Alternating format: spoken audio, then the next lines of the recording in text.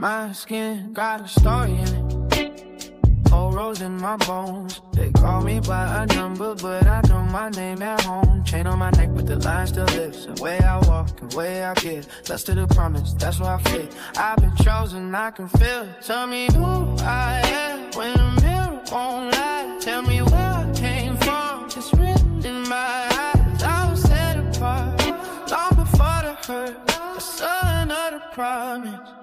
On this earth, house of Israel, that's who I am. House of Israel, blood in the plan. Not by the label, not by the cage, ancient heritage, calling my name. House of Israel, I know the truth. House of Israel, living in you.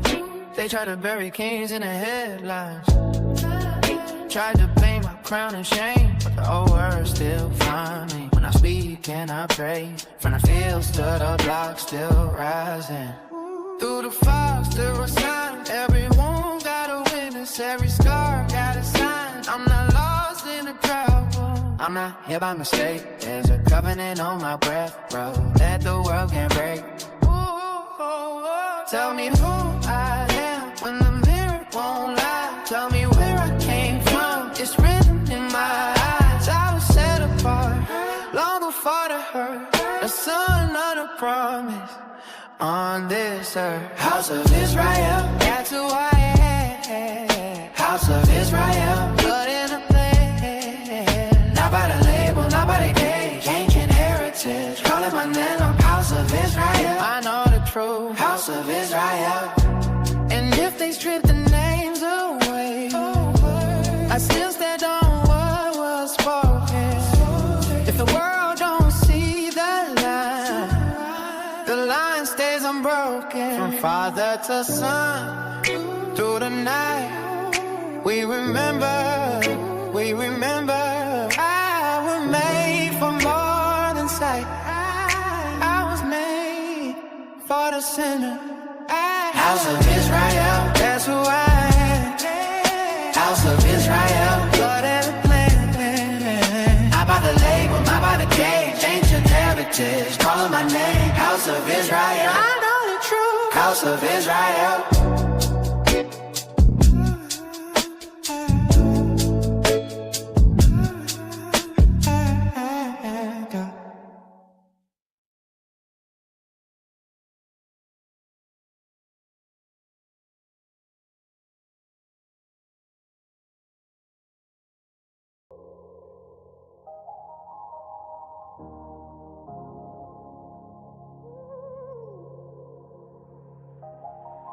I said we got next. Never fold, never bend. We endure until the end. He made us a promise with a friend. He's the beginning and end. We is chosen and his friends. No surrender or retreat. Speaking the word. My brothers on every corner of streets. My sisters keep us in love and peace. Cutting down idols, cast them away at my feet. Here's the shield for the weak, the strength for the meek, the shepherd to his sleep.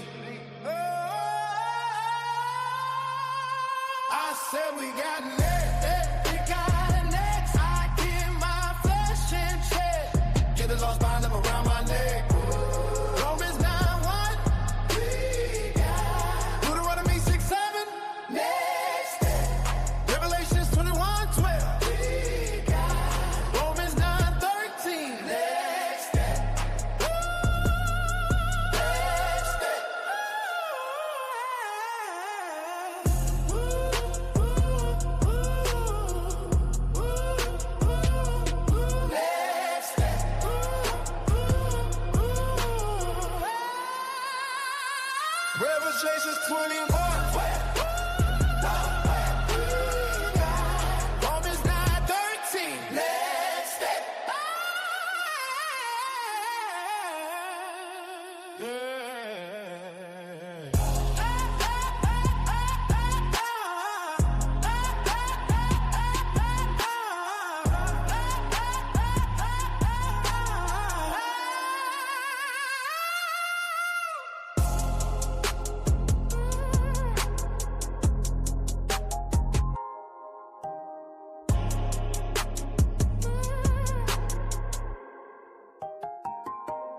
Next.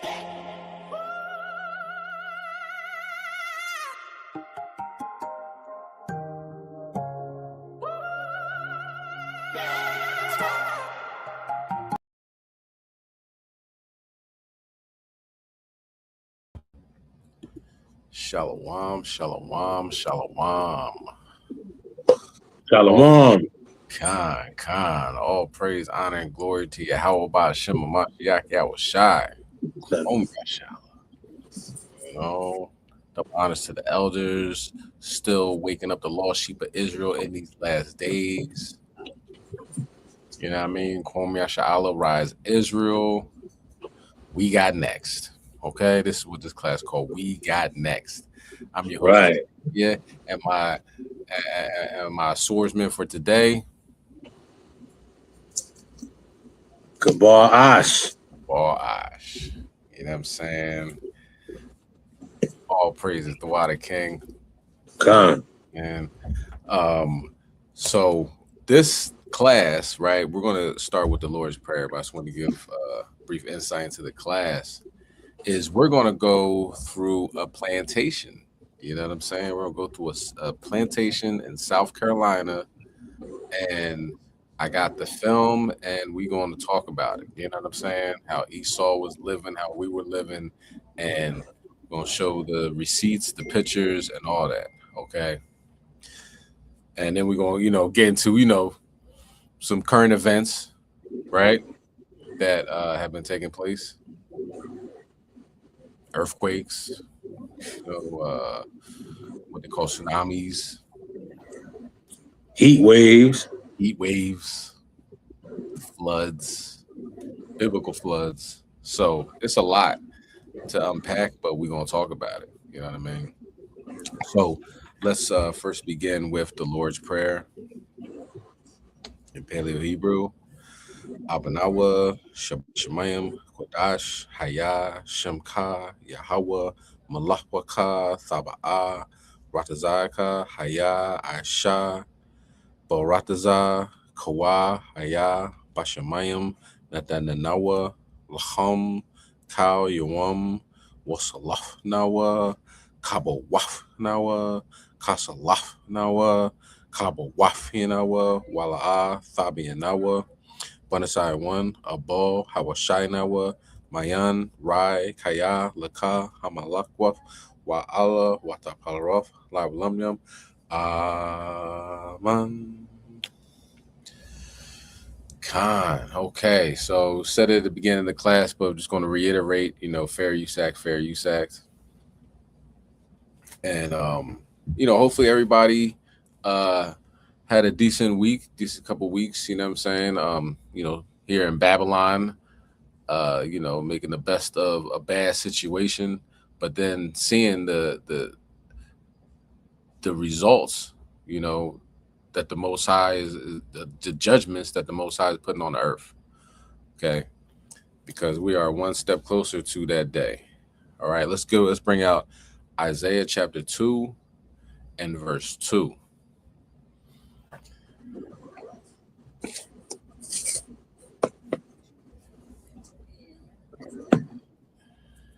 Khan, you hear me, King? Khan, Khan. Yeah.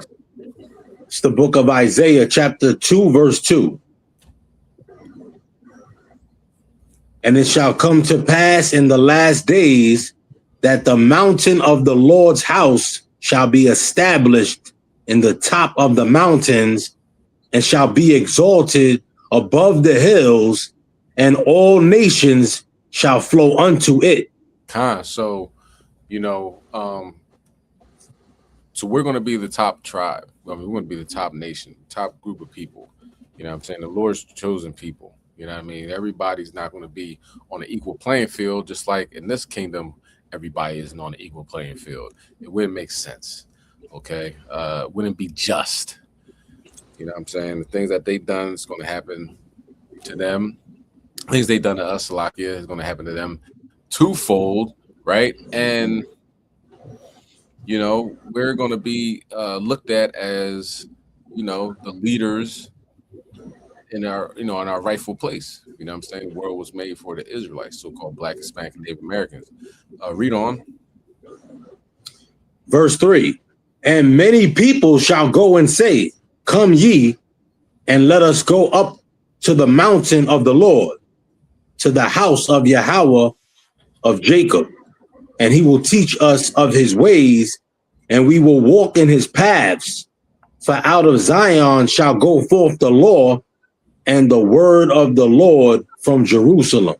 Okay, so that's what it's all about. You know what I mean? We got next. Our kingdom is an everlasting kingdom. Our kingdom is not going to be looking like this, you know, trash bag, dirty kingdom. You know what I'm saying? It's garbage and barrels of, you know what I'm saying, toxic waste in the ocean and spray chemicals in the air and all that stuff. Ours ain't going to be like that. You know what I mean? We're going to have respect to, you know, with nature. We one with nature and all that good stuff. You know what I mean? Not just destroying the home that we live on like the devil Esau continues to do.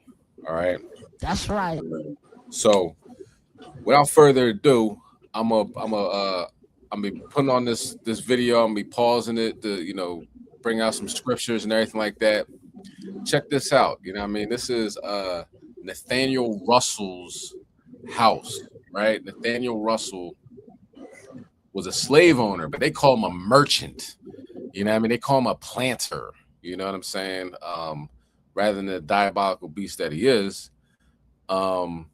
His house cost $80,000 in 1808. You know, that's not from hard work. You know, it's from brutality and violence and, you know, abuse and things of that nature, right? That's what got him his dough. And this is, you know, a violent, brute beast, okay? But I want to show you how he was living and how we were living, and check out, you know, you can compare and contrast, of course, right? But also, you know, think about what our kingdom's going to look like. You know what I'm saying? This is how they were living. We think our kingdom's going to look like. But we're going to play that. Hopefully you'll be able to hear everything, you know. This is me filming down South Carolina. Let me back up. It's finally completed in the spring of 1808. And that's when Nathaniel, his wife Sarah, their teenage daughters Alicia and Sarah, and approximately 18 enslaved people moved in to this beautiful federal style townhouse. Now this house is patterned after Robert Adams style architecture. You would have visited homes like this in London. And as we walk through, you're going to see balance and symmetry, you're going to see the neoclassical influence, and Robert Adams liked to incorporate geometric shapes into his architecture. This house was a wonderful example. The 3 rooms on the front are rectangular in shape. 3 in the center are oval, the back has square rooms. And then we have a beautiful elliptical staircase to tie it all together. This is the public part of the house where business is conducted. You have business with Russells. You do not go any further than this room. You conducted your business and you left. Okay, let's get Psalm chapter 37 and verse 12. So this is where they conducted business. You know what I'm saying? Getting to this spot, it's close by the water, right? And this guy was quote unquote a merchant. And this what gave him a lot of finances and economic power was South Carolina was the southernmost slave port. You know what I'm saying? I believe like connected to the ocean more so than, you know, going into like the Gulf of America, that area down Louisiana and everything like that. So coming from the ocean, this is where our ancestors were let off. This guy lived about maybe 20 minutes away, a walking distance from that, from the ocean. So he conducted, quote unquote, a lot of business in this front room right here. But what was his business? You know what I'm saying? He wasn't selling computers. He was selling people. He was selling our ancestors. He was selling children. He was breaking breaking apart families and stuff for financial gain, and really, I mean, had all the money. You know what I mean? After a while, it becomes a sick fetish that these people had. You know what I mean? Let's bring that out, King. It's the book of Psalms, chapter 37, verse 12. The wicked plotteth against the just, and gnasheth upon him with his teeth. So he's just plotting. And when they show the doors, it's like it's a nice door, real wide door, but you can see through it, you know what I'm saying, or the glass, right? So he has the doors closed while he's doing that. Let's get Psalm 64, verse 2, but let me see if she can show the door and how, as he's selling our ancestors, 18 lived there. 18, that's a lot, man. If you had somebody that would shine your shoes, cut your hair, 10 people working outside, 10 people working inside, you know what I mean? Like, he didn't have to do anything. You know what I mean? He didn't have to brush his own teeth or do anything. He had our ancestors doing that for him. And she's going to talk about the butler and, which would be considered the house nigga, you know what I mean? That got all like the main privileges, and they sent to get refined, because all they did, pretty much, she's going to talk about, all they did was just eat. You know what I mean? They sat there from the time they woke up to the time they eat. They had this dinner and that supper and this breakfast and all this other stuff. Like, they're not doing anything. You know what I'm saying? So while they're in there conducting the business, I'm sure he was aware that he didn't want our ancestors hearing that there's, that he's selling their daughter, selling their son. You know what I mean? Let me see if we can see that door. Those beautiful glazed glass doors were closed. The purpose of those doors is to separate the public space from the private home. Yeah, so, and you can see, make sure nobody's listening, on the other side of the doors. Let's bring that out, King. It's the book of Psalms, chapter 64, verse 2. Hide me from the secret counsel of the wicked, from the insurrection of the workers of iniquity. So David's asking the Most High to deliver him from his enemies. You know what I mean? Hide him from the secret counsel. And that's what they do. It's secret counsel. The same thing they were doing back then, they're doing now. Now they're they sell brothers and sisters that are locked up. I'll take you to this. We're gonna send 100 bodies up to this state prison, to this federal prison. We're gonna bring 100 down. You know what I mean? We need to get more tax dollars in this area location. It's a secret council, and ICE detention centers are doing that as well. Read on verse 3. Verse 3. Who whet their tongue like a sword, and bend their bows to shoot their arrows, even bitter words. And even bitter words, read on. That they may shoot in secret at the perfect. Suddenly do they shoot at him and fear not. So, these councils that they're having in there is, designed to destroy our family structure, break our will. You know what I mean? It might be, Chassadyah back there is not listening. You know what I'm saying? He sucked his teeth when I told him to carry that 500 pounds of rice over to across the city. You know what I mean? We gotta get him out of here. He's acting up. Let's sell him down the river. You know what I mean? And he's wake up one day and somebody's there to put handcuffs on you or whatever, and sell you to a place you never been, and you gotta leave your family. You know what I'm saying? That's what they do. Read on. They encourage themselves in an evil matter. They commune of laying snares privily. They say, who shall see them? Who gonna see me? Close the door. Close the door. Nobody's gonna see me doing this wicked evil deed, except the person I'm doing it with. I'm gonna make more money, hand over fist type of money, right? But Most High saw the Lord, the angels recorded it. So now the get back is going to be tremendous. You know what I mean? We'll get to that afterwards. Let's continue on. So only friends, family, and invited guests are escorted beyond those doors by the enslaved butler. Those are the original doors, and they have their original lights. You'll notice that some of the panes look a little bit like they are frosted. Those are undergoing a natural process called christening, and that means there was a chemical imbalance in that particular batch of glass. So they have broken down over time to look the way that you see them today. Now, when we go beyond those doors in just a moment, you want to stand in the very center of the stair hall. Look straight up to the third floor stair hall ceiling. You will see a medallion. Focus on that medallion. That will give you your best view of that staircase.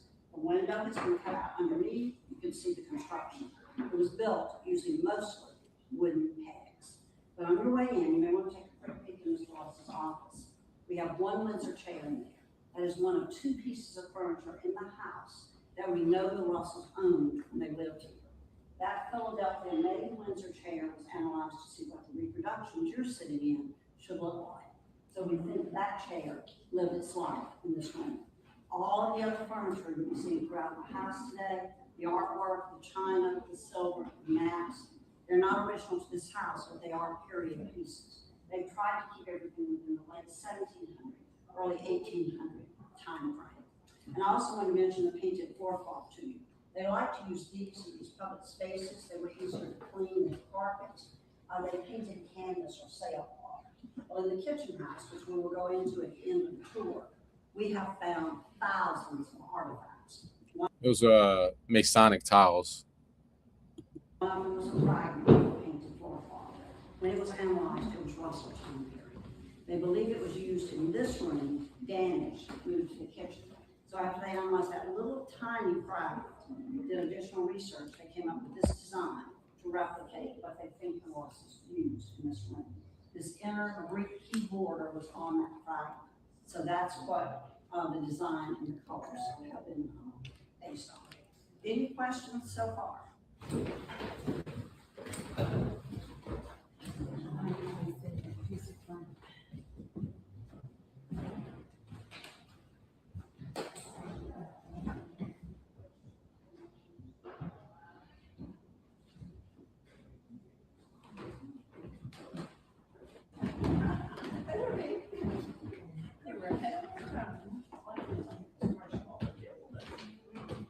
Problematic.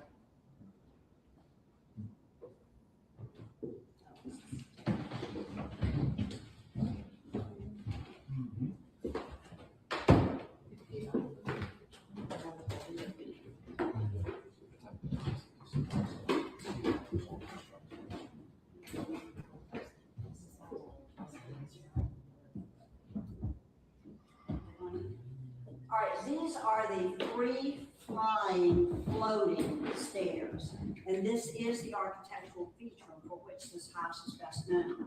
Now, when Mr. and Mrs. Russell lived here, there was no apparent means of support. That staircase was not attached to the wall. It just floated past. And it's able to do that because it is a self-supporting staircase. The weight of the step above is supported by the step below. So these stairs are built in sections from landing to landing. The stairs are made of pine. The handrail is capped with bias cut pieces of Honduran mahogany. Now the medallion you saw as you looked up looks a little bit like plaster from down here. It's actually painted. That's what the French refer to as trompe-l'oeil. It tricks your eye.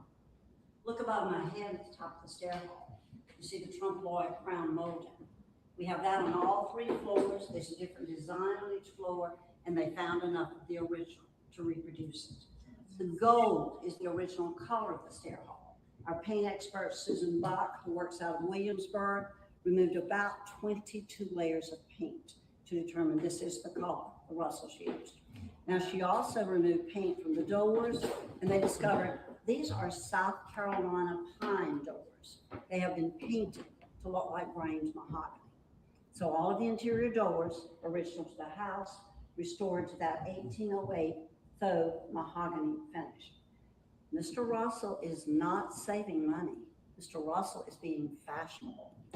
So he has hand over fist money. This money that just keeps coming in from having 18 of our ancestors work from sun up to sundown to make him paid. You know what I mean? Let's get Ecclesiasticus chapter 14 and verse 9. So money isn't an issue.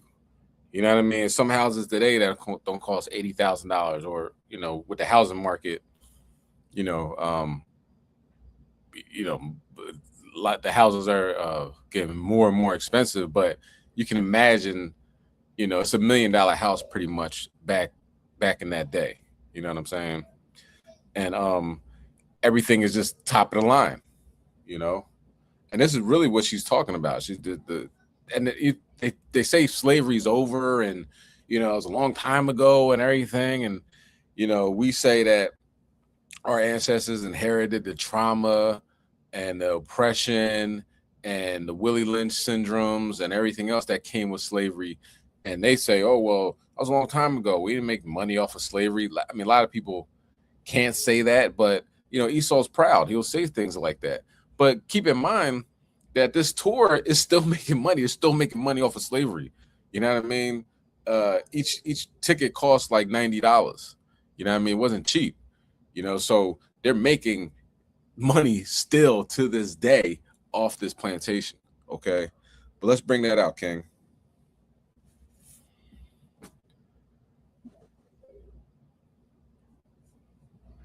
It's the book of Sirach, chapter 14, verse 9. A covetous man's eye is not satisfied with his portion, and the iniquity of the wicked drieth up his soul.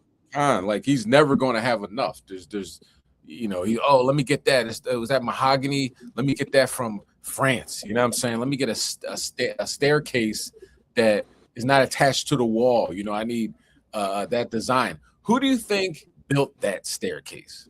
Who do you think did everything in this house? You know what I mean? And they said they didn't have architects back then. Of course they didn't. The architects were us. We knew how to do carpentry and woodwork and all that. That was us. Okay. Let's get Deuteronomy 28 and verse 43. We sinned against our God, right? Went the way of the heathens, and tested the fruit of the other nations, and the Most High, he put us under these curses, from our iniquity, our sin. Go ahead, Ken, you bring it out. It's the book of Deuteronomy, chapter 28, verse 43. The stranger that is within thee shall get up above thee very high, and thou shalt come down very low. So we're servants to these diabolical beasts, man. She talks about this, they did nothing all day. That's what slavery was. That's why they want to bring it back so bad. We gotta make America great again, so we don't have to work. We don't have to do anything. They wake up to eat. A couple hours go by, they eat some more, and they entertain guests. That's it. You know what I'm saying? And they bring their friends over and like, look at this nigga can speak. I taught him to speak French. I taught this nigga to know the difference between white wine and red wine and all this other stuff. You know what I mean? They got us used like entertainment, just like today. You know what I mean? We're entertainment for them. But let's keep going. You know what I mean? I just wanted to put it out there that everything that he made in this house, or everything that is made in this house, he didn't do anything, is top of the line back then and even to this day. He's emulating what is popular in Europe. Mahogany doors would have been less expensive than bringing in artisans to do the faux engraving. These are works of art. Now, as you stand here and look at this oval room, see doors on each side? Those doors are there only because you have a curved wall, meaning a straight wall. So it leaves open, awkward space. The Russells put doors there and gave them some storage space. Closets are not part of architectural style because hangers have not been invented. Okay. But remember balance and symmetry. Skinny door, wide door. It's not balanced, is it? No. It's an error. Why it was made on this first floor, we do not know, but they corrected it on the second floor. So look at the doors when you walk across the stair hall on the second floor. But balance and symmetry-wise, the strange-looking door behind the staircase is actually perfect. It's centered under that beautiful glazing window. It's across from the dining room door. Those doors led to the carriage lane and were only used by enslaved and tradespeople to bring goods into the house. The Russells themselves would not have used those doors. But that door surround is evidence that that staircase was not attached to the wall. Yes? Why is there a light under the staircase? To shine on this beautiful piece of furniture we have over here. Oh. And we have one under there just to see, there's one shining there. Now, what do you see when you look under that staircase?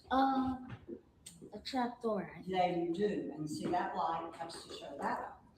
That is the original trap door, and it leads to a cellar. We think they stored wine and ice in the cellar. It's convenient to the dining room. But this house is on one of the highest points of land on the peninsula, enabling Mr. Russell to have a cellar. Meeting Street out here does not flood when so many of our other streets do. Any other questions? Are these mortgage coins? Are they what? Mortgage coins? No. No, there would have been no need to, he would not have had a mortgage. He's wealthy enough, he's paid for it. All right, please join me in the dining room. All right, the main meal served in the dining room was dinner. Dinner's a three-course meal served between 2 and 3 o'clock in the afternoon. Now, if the Russells had invited guests, that meal might last 3 or 4 hours. And that entire meal is orchestrated by the butler. He's the most valued, the best trained, the most trusted of all of the enslaved. The butler was a wine sommelier. He is the one who selected the wine for each course of the meal. Mrs. Russell would have set the menu. The food was prepared by a trained enslaved cook. There was a school in Charleston to train the cooks. That menu included European cuisine, African foods, herbs and spices, and even some Native American foods. Okay, so let's get Deuteronomy 28 and verse 48. So European cuisines, like what? But you know, they had you know, our ancestors, you know, were amazing cooks. You know what I'm saying? 3 and 4 hours cooking, eating dinner. You know what I mean? Like nowhere to go, nothing to do. It's like that movie End Time with Justin Timberlake. That's one of my favorite movies actually, because it says so much about you know, it's like they're telling you what it is. You know what I mean? This money buys you time. You know what I'm saying? You're not eating your half-hour lunch and had to go back to the plantation, and your supervisor's like, "Oh, you're 2 minutes late." You know what I mean? It's the 3rd time this week. You know what I mean? This guy has nothing to do. He's eating 3 and 4 hours for dinner at 2 o'clock in the afternoon. All right, let's bring that out, King. I wanted to touch on something, know what you said. Absolutely, go ahead. And you was talking about Deuteronomy 28 and 43, right? The stranger getting up high. So that's Ecclesiastes chapter 10, verse 7. It says, I have seen servants upon horses and princes walking as servants upon the earth. You see, that's them getting up high, and that's us being low. We supposed to be in that position.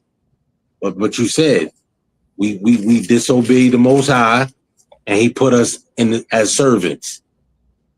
And we not supposed to be. And that's why we low, and that's why they and the strangers within thee, and they up high on us. Excellent precept. Right. So yeah. So you know, we gotta get those roles back reversed.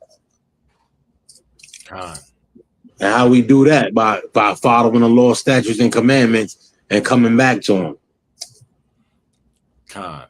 Absolutely. Excellent precept. So you want 48? 48. John, it's the book of Deuteronomy, chapter 28, verse 48.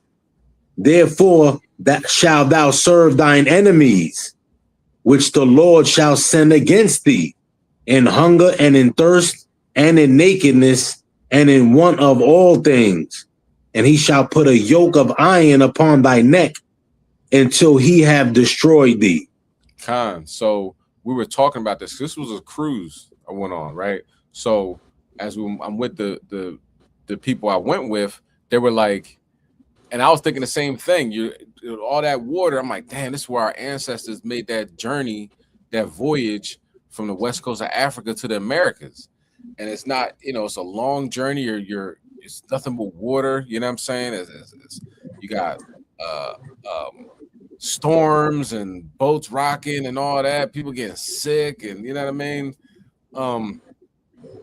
To come to a land that if not, that's what the scriptures talk about. So we didn't know anybody here. You know what I'm saying? We didn't know the language. We didn't know anything other than, this is a bad John. You know what I mean? So here we are having to serve our enemies for, the one of all things, just why our high blood pressure and the trauma that went down the line, like in the blood. It's, you pass it down to your children, you know what I mean, through the DNA, the things that we went through in slavery. You know what I mean? That's how bad it was. So, we had to serve them with anything. So we're hungry, you know what I mean? We didn't eat today. We got to watch them eat for 3 to 4 hours. You know what I'm saying? We got to serve them. We got to give them this. Oh, this wine is 17, 18 chateau, and all that money that they got for all these things, all that silverware came off our backs and our labor. Okay, let's get Lamentations chapter 5 and verse 5.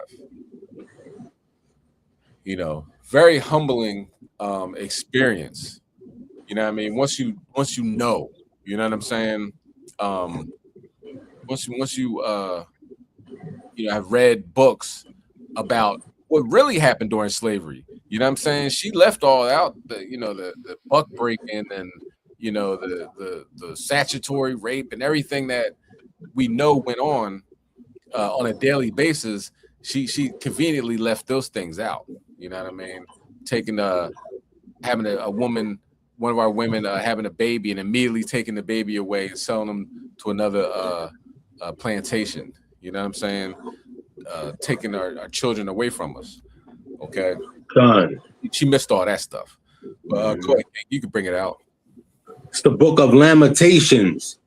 Lamentations chapter 5, verse 5. Our necks are under persecution. We labor and have no rest. And it's not like, oh, I'm tired today. I'm going to take a sick day, boss. You know what I'm saying? Where's Nathaniel? I'm not feeling good. My stomach's moving around. Or I twisted my ankle yesterday. You know what I mean? Let me get on workman's comp. Ain't none of that. You twist your ankle, they might put a bullet in you. Or just beat you until you start working again. You know what I'm saying? It was that brutal, on a daily basis, your entire life, from the time you're born until the time you die, you're enslaved. You know what I mean? Because this is 1808. So slavery then, quote unquote, officially get to Juneteenth until 60 years later almost. So our ancestors were, this is life. This is entire life. Okay. Let's continue on. Wow. The butler had added one more footman to serve the Russes and their guests. Now, in the early 1800s, they displayed their family portraits in the dining room. Behind you here is a portrait of Nathaniel Russell. This is painted by Edward Savage. Mr. Russell is 49. Now, that was a year before he married. He did not marry until he was 50. He did not move into this house until he was 70. He lived here until his death at the age of 82. His wife, Sarah Hopton, is 36 when they married. She's a very wealthy woman. She has inherited money and property from her father, also a merchant.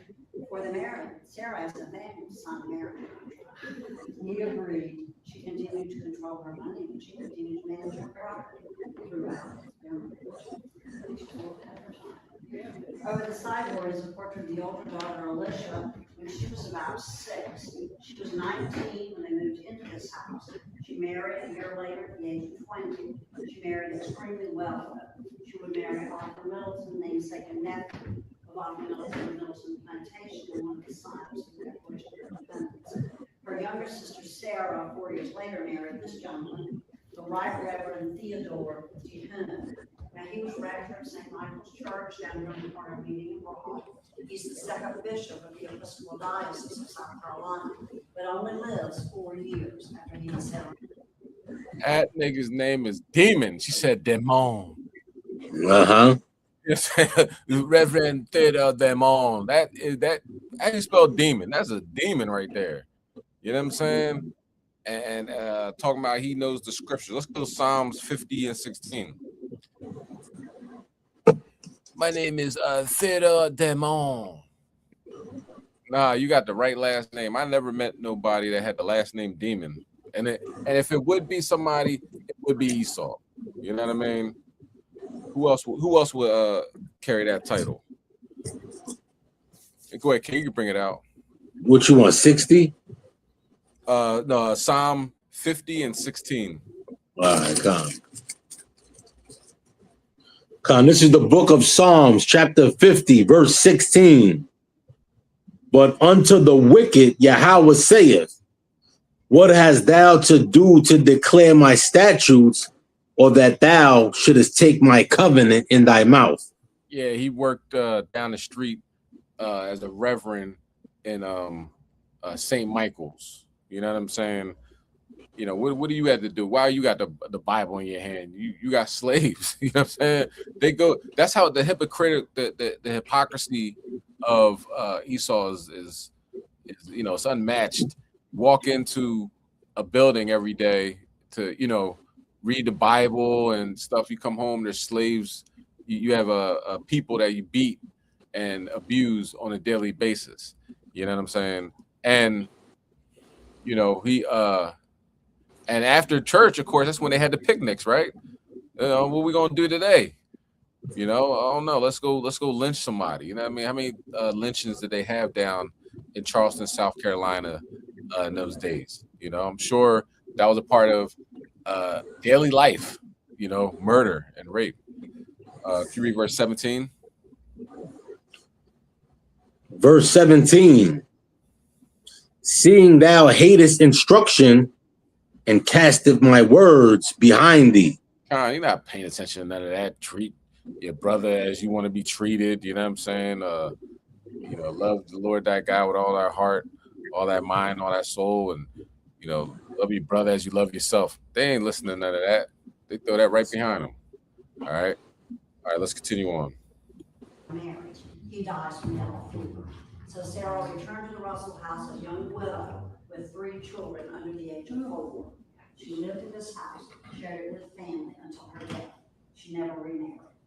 Restoration of the dining room, they did find a piece of the original wallpaper hidden under a bell pull system that was added at a later time. When it was analyzed, this bare blue is the original color.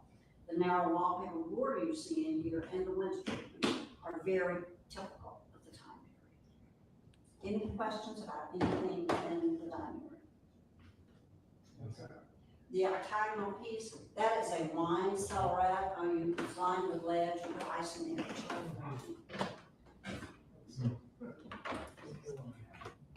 All right, the back parlor is a very plain and very simple room, and the Russells would have actually spent a great deal of time in this room, but they did not entertain guests here, so they're not trying to impress anyone.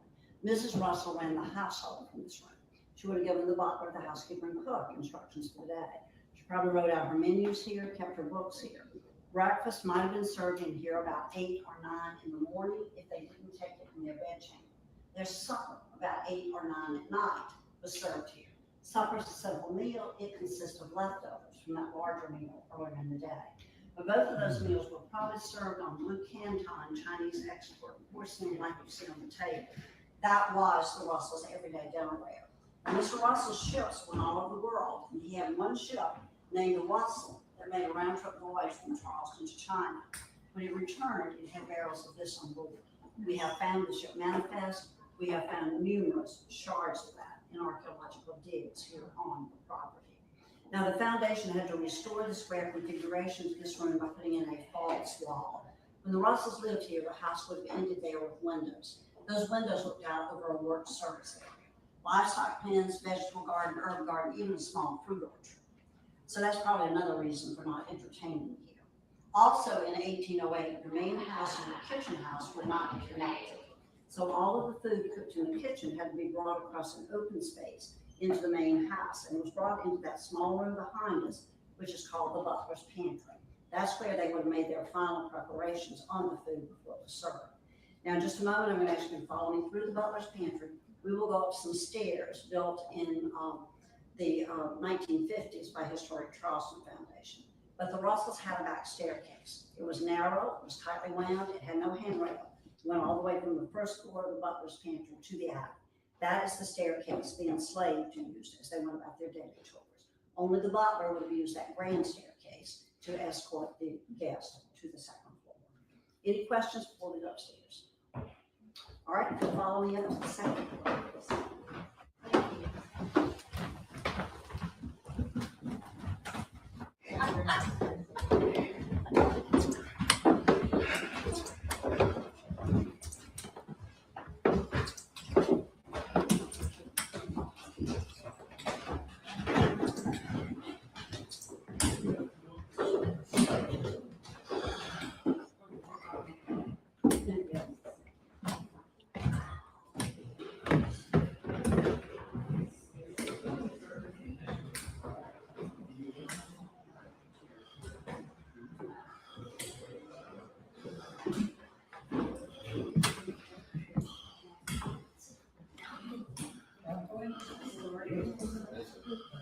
Oh, yeah, that's why.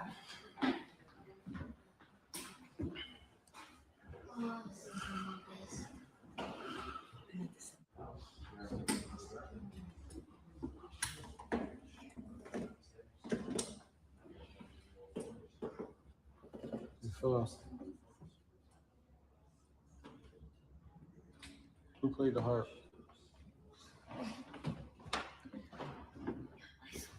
You saw? Who played the harp? Good job.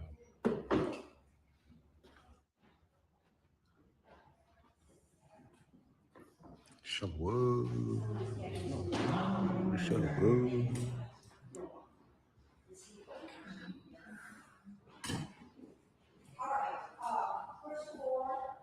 Cool. David playing the harp for Saul. Your eyes will be drawn up to the second floor. The windows are taller. There are arches over those windows. You have the balconies with the original ironwork. So it's almost like the architectural style of the house tells you my most important rooms are on the second floor. And they were. This is the entertainment. Now the Russells are following the British tradition, but it was practical. Nothing away from the dirt, the smell, the noise of street blood. You could get about a breeze on the second floor, so it was somewhat cooler as well. Now we are in the withdrawing room, a multifunctional room, and the Russells used it for what they considered their less formal, entertaining, more intimate family-friendly occasions. Carpeting was on the floor, imported, wallpaper. It's the only room in the house we have not been able to determine the original color of the walls. Look up. You see this beautifully restored neoclassical cornice.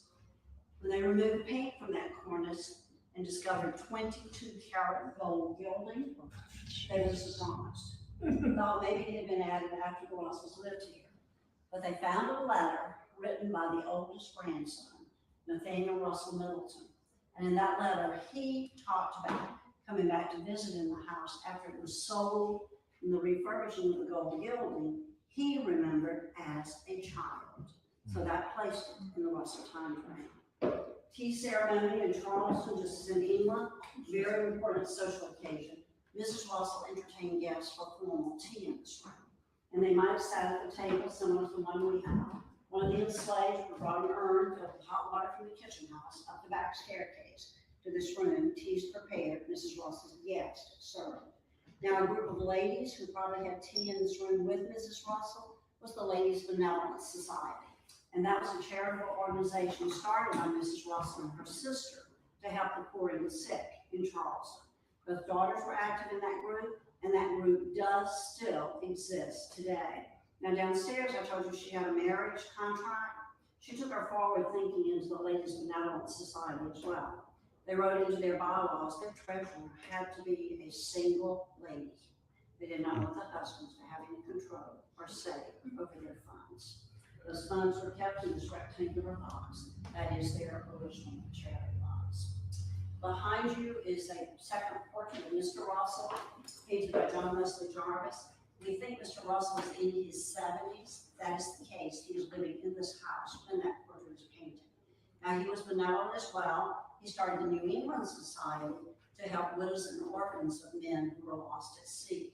That group still exists today, and the executive boards of both groups meet annually in the Russell House to carry on their tradition. Now, I told you there were two pieces of furniture in the house that the Russells owned. The second piece is the chair sitting on the table here. It's sitting on the table because we're in the process of restoring it. We acquired it about 4 or 5 years ago from some descendants of the Russells.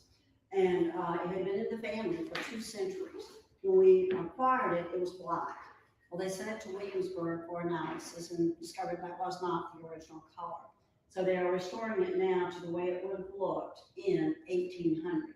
Now, I told you the cornice had 22 karat gold gilding. The gold gilding you see on that chair is 24 karat gold gilding.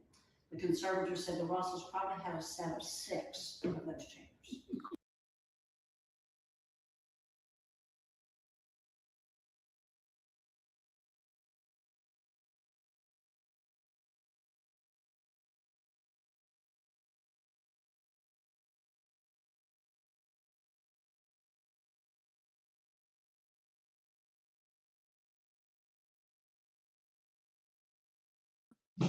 You muted.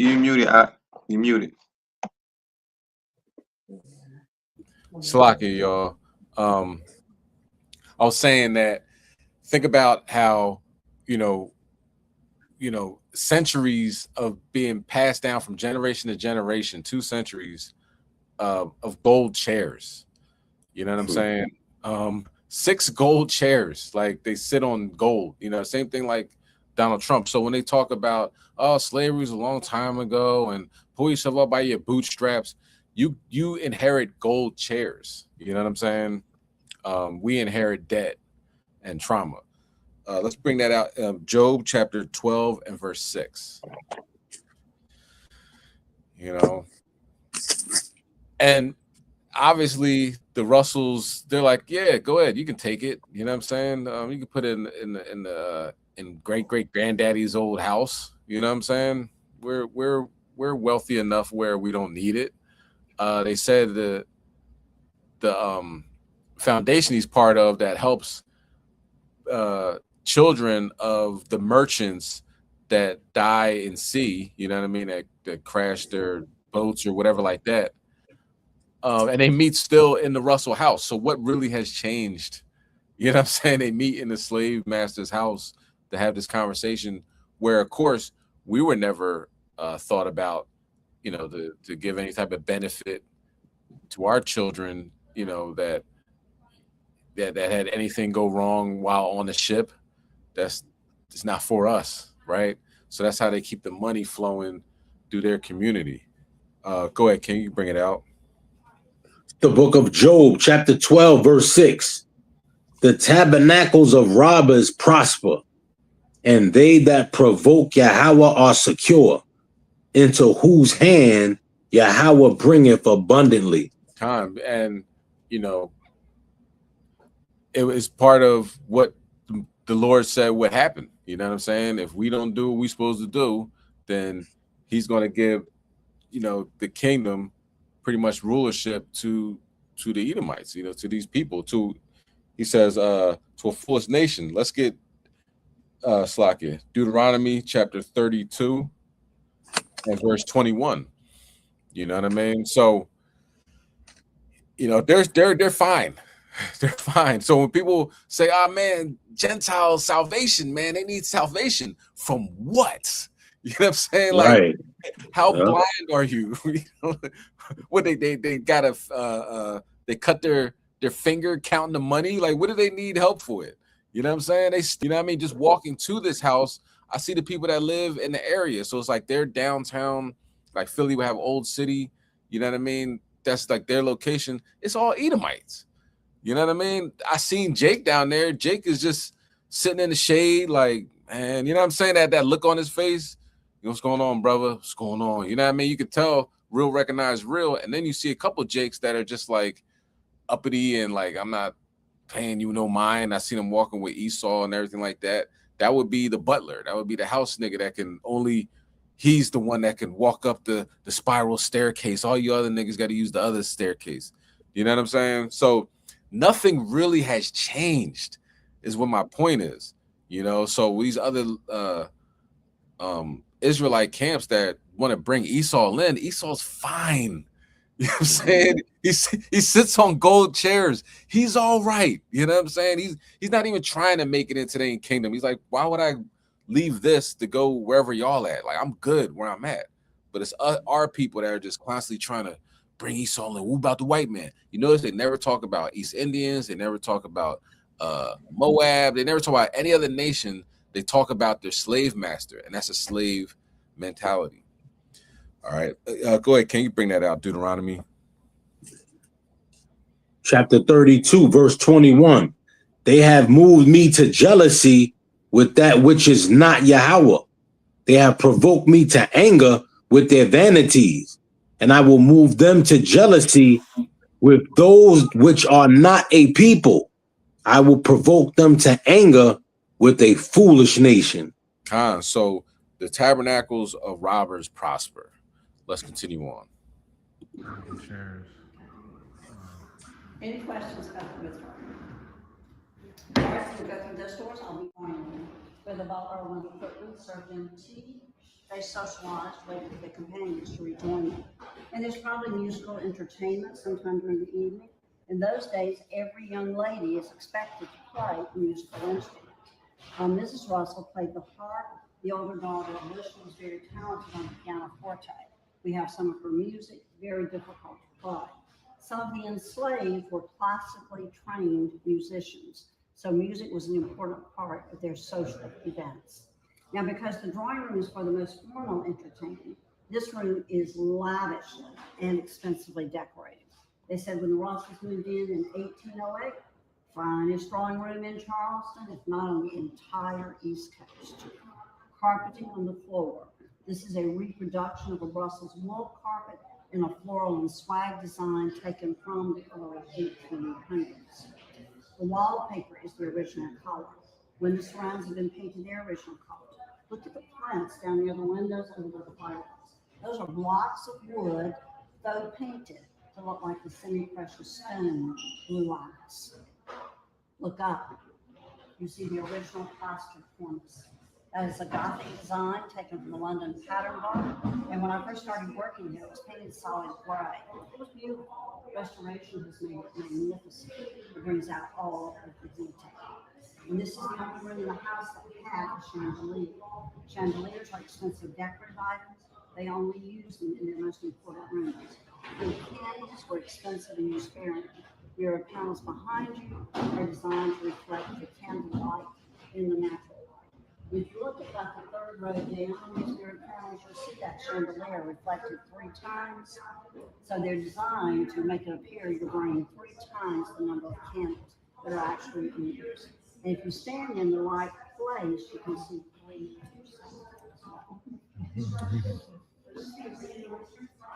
Yes. The harp is about early 1800s, made in France. Pianoforte, I think, is also early 1800s, maybe. All right. You don't understand why it was the finest drawing room in Charleston. Curved doors. Any questions? Curved mirrors. All right.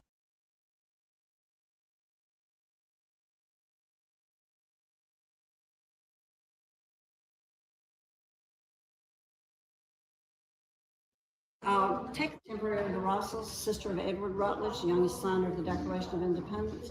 Her brother John signed the U.S. Constitution, and that is an original George Romney painting. It was commissioned while she was in England. So take.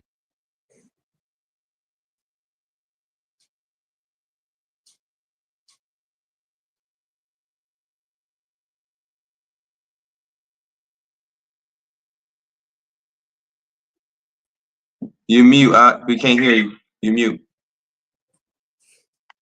All right, I'm gonna stop muting it. My bad, y'all. I ain't wanted a whole lot of noise in the background.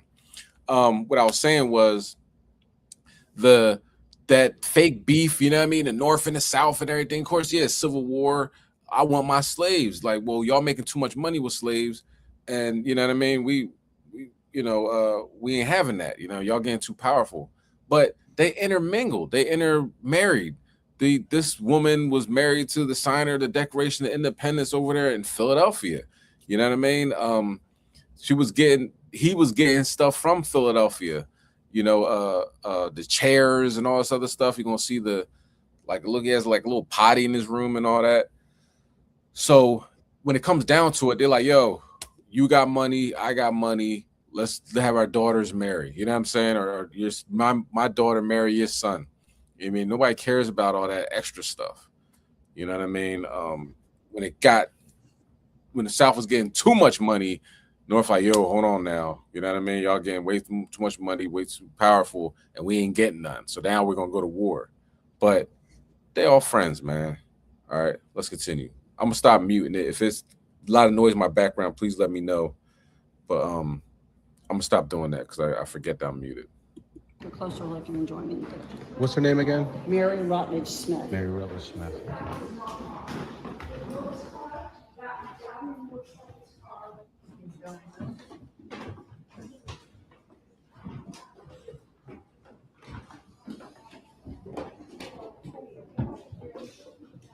We are in the best bed chamber, the most decorative bed chamber in the house. Guests would have had access to this room. Bed chambers were not as private as our bedrooms are today. This was Mr. and Mrs. Russell's. 3 additional bed chambers were on the 3rd floor for family and guests. Window treatments, bed hangings you see in here are patterned after a photograph that was found of Mr. and Mrs. Russell's great-granddaughter's bedroom in her home in Bristol, Rhode Island. When they found the photograph, they thought maybe she was using what had been in her great-grandparents' home in Charleston because she was the great-grandchild who inherited most of their possessions. But there was a second reason. These are made from Dimity cotton. Dimity cotton was the first mass-produced textile in the United States following the American Revolution. You're using this in your home, you're being patriotic, you're not importing textiles from Europe. That coincided with the time frame Sarah and Nathaniel Russell lived in Charleston. The walls in this room are painted their original color, and they are painted with the same type of paint that the Russells used. This is a distemper paint made from chalk, water, and animal hide glue. They ground 2 shades of French ochre pigment for the color, applied it to the walls using the same techniques used in the early 1800s. They used a horsehair brush, 1 coat of paint, all the strokes go in the same direction, none of them overlap. And we were wondering why only 1 coat of paint. What we've discovered is the striations in this paint reflect light, especially candlelight. Stair Hall probably looked like this in 1808. Today it's painted with latex paint, like we use. So you have your chemically produced pigment versus your natural pigment. The narrow wallpaper border in here is a reproduction of the wallpaper border used in this room. We know it was used in this room. We took the help of a little preservationist. We found a rat's nest in the window pocket on the other side of there. And in the rat's nest was a piece of wallpaper about the size of my thumbnail. But that was large enough for Susan Bott to return this Russell time period, the color and the Greek key design. But how do we know the wallpaper came from this room? Rats do not take things more than 75 or 100 feet from their nest. Why was it still there hundreds of years later? Rat urine is a preservative. So we have found pieces of paper and cloth in rat's nest that normally would have deteriorated. So thanks to the little rodent, improvement in paint analysis technology, discovered a photograph. We can show you what we think this bed chamber looked like when Sarah and Nathaniel Russell lived here. Any questions about the bed chamber? All right, we are going to walk. Excuse me. Yes, Question. Right there, is that? Indoor plumbing. that's That's your the indoor toilet? plumbing, yes. Okay. Okay, when we walked up these stairs, we walked through the dressing room that was Yeah. adjacent to the bed chamber. And the door was on this side of the fireplace. Now, that's a place for bathing, for storage, and chamber pots. But if you're wealthy enough, you Yeah. might own a necessary chair. Uh-huh. Now, this necessary chair was made in Philadelphia between 1800 and 1810. And they were right in your bed chamber. If your chamber pot was close by, you put the cushion down, you had a comfortable, easy chair. And they were always upholstered with slip covers for easy warmth. Okay. I wonder who had to clean that up. Now, as I was saying, we're going to go into this hyphen. And in 1808, this was a window. So these two windows overlook that word service area. The hyphen where the ticket office is on the first floor was added in the 1820s. What we're walking through was added in the 1840s when Sarah Russell DeHone was living here. So if you'll walk through, glance as you go, and we're going to go down some stairs on the other side of the elevator, and I want to take you into the kitchen house.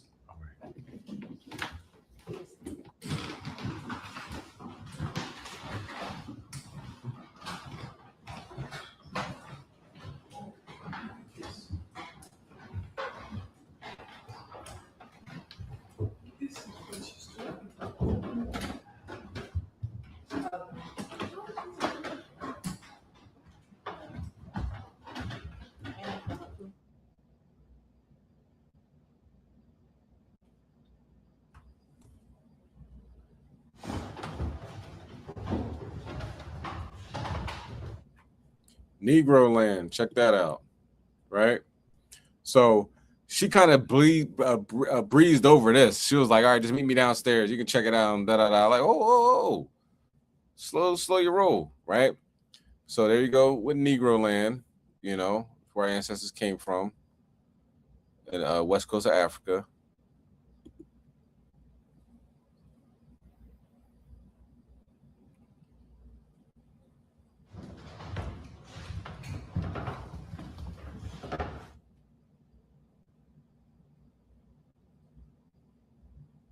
So I tried to like pause it a little bit.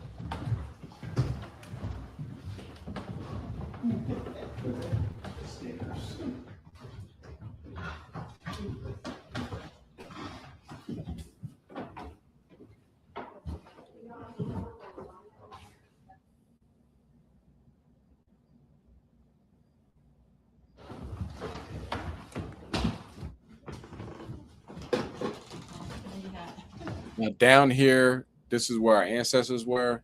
It was very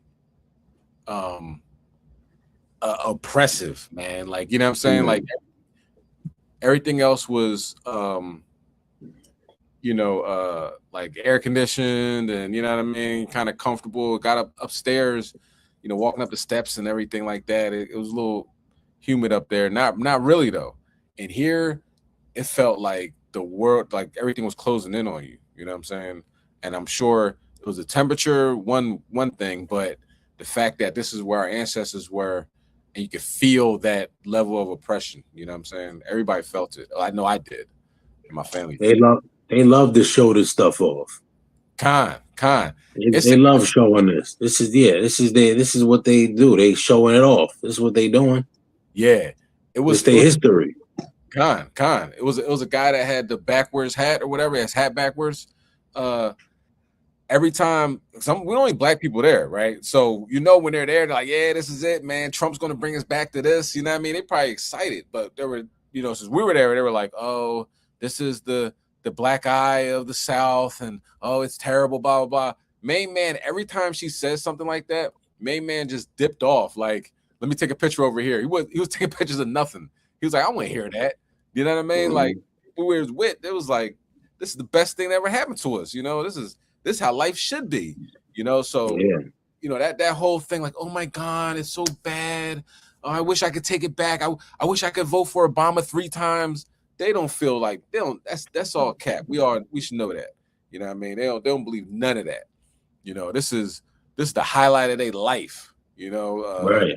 Ancestors, they have conversations about when they grabbed this random nigga and lynched him and chopped off his member, you know what I'm saying? Castrated him, and they got it in a jar that they show every Thanksgiving or whatever, man. You know what I'm saying? So yeah, they love it, you know. And Yeah, this is what they mean when they say "Make America Great Again."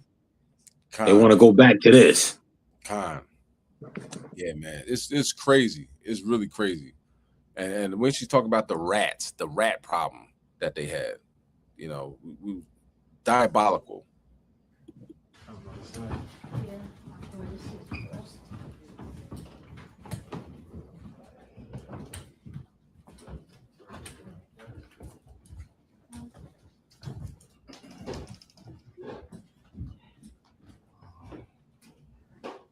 Sounds crazy.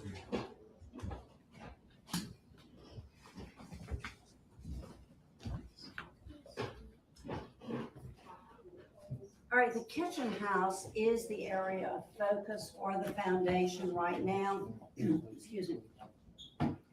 They started working in here in 2017, removing building materials that had been added over time. Discovered 85% of the original building materials had been preserved. You're looking at a lot of that right now. But if we were to go back to 1808, it was not one large room. It was divided into kitchen and laundry room. Walls separated those two rooms. There were no windows on that exterior wall. The enslaved were not encouraged to look outside the property, only into the property. Those windows overlooked that work service area. Now, when they entered the building by way of the door here, they actually entered a narrow hallway. And in that hallway was a staircase that led to the second floor. 2 large rooms, 1 small room. We think 12 of the approximately 18 enslaved people on the property lived on the second floor of this building. There was also a 2-story brick carriage house attached to the back of the kitchen house. That had quarters for the enslaved on the second floor of it as well. But the 1886 earthquake damaged the carriage house. It had to be torn down. We have some brick walls left of it today. Now, architecturally in 1808, this is probably one of the finest kitchen houses in all of Charleston. We have found evidence of faux grain doors, chair railing, and bright colored paint in the enslaved quarters. But to live and work in this building was not pleasant at all. Stuffy in here right now. Mm-hmm. Imagine fires going 24/7, 365 days a year in these 2 fireplaces. No cross ventilation, and they're dealing with heat, odor, and smoke.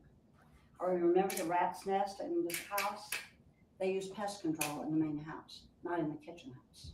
They said the building was infested. They probably crawled across their feet as they cooked, crawled across them as they slept at night. I cannot imagine it.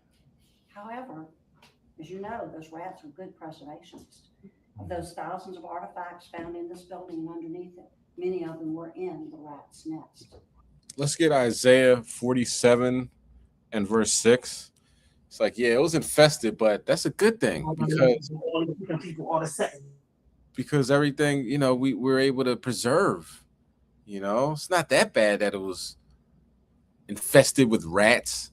And how diabolical is Esau? Because that's where his food is. You know what I'm saying? So as he's making food, as our ancestors are making food for him, he could easily say, all right, let me get these rats out of here because I don't want rats around my food. He's like, nah, I don't like you people so much that I'd rather have you live amongst a whole bunch of rats and cook my food at the same time. It's not like he couldn't afford it. You know what I'm saying? Like she said, he's very wealthy. It was that hatred, that perpetual hatred that he has. All right, Ken, you can bring it out. Isaiah 47 and 6. Con, 1 second. Con. Isaiah 47 and 6.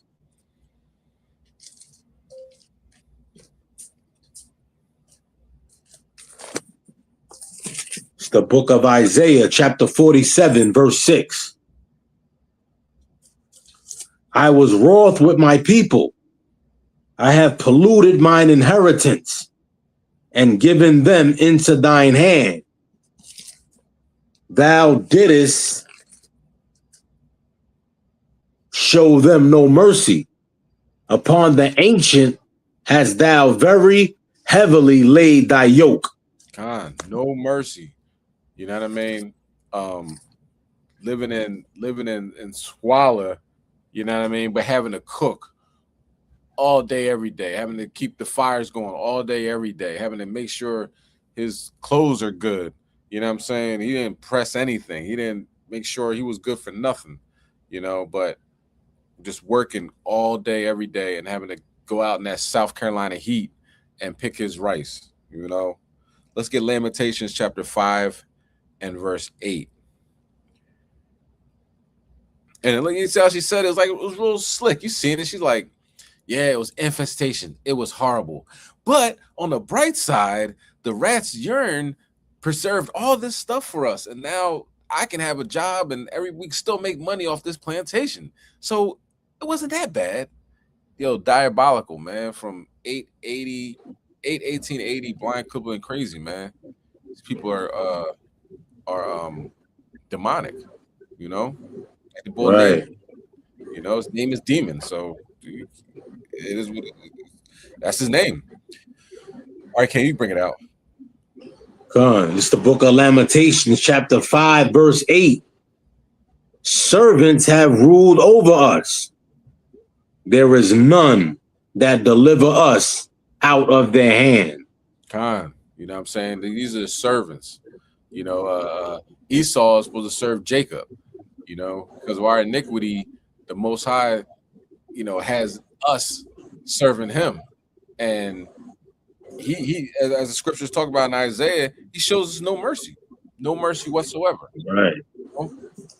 We're expendable, especially when slavery was over. Now it's like we might as well just kill y'all. You know what I mean? That's when Jim Crow and lynching really exploded.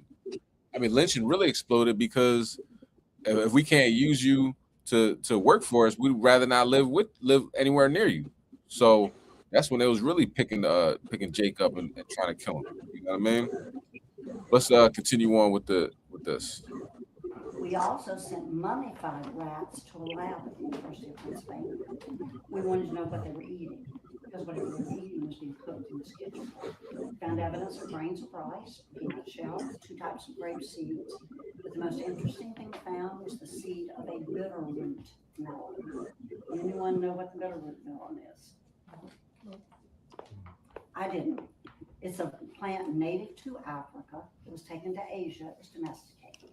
Made its way back to Africa. Those seeds made their way across the Atlantic. It's being grown in South Carolina. It's being cooked in this kitchen. So we're getting valuable information from the rats. We have done 3 archaeological digs in the cellar underneath this kitchen house. Originally, the cellar ran the entire length of the building and was about 5 or 6 feet deep. But over time, it begins to fill in with dirt. They begin to have water intrusion. They need to level it out. So what do they decide to do? Use their trash to level it out. Anything they're throwing away. Broken china, pottery, things fall through the floorboards. Trash is now our treasure. We have a few treasures found in the last archaeological dig in this case, and there are 2 of them that I really want to point out to you. You're welcome to walk up closer so you can see. One is this graphite pencil at the back. That was found on the laundry room side. The archaeologists said they found about 15 of those along a wall. The enslaved laundress is probably using that graphite pencil to keep track of the laundry she's doing on a slate on laundry day. Carnelian bead was found under the kitchen. Carnelian is a stone native to India, traded in West Africa. The archaeologists said that bead was cut in Africa. That means it made its way across the Atlantic on a slave ship. It's being worn by an enslaved person working in this kitchen. Maybe it was part of a necklace or belt. It falls off, it falls through the floorboards. Cannot imagine how devastated the person was to lose that treasure. The archaeologist said 6 carnelian beads have been found in the Charleston area. This is the only one that can be traced back to Africa. He almost cried when he found it. He was so excited about it. But we're going to continue to study and analyze all of these thousands of artifacts that we've found. We're learning more about the Russells, but we're learning more about the enslaved people as well.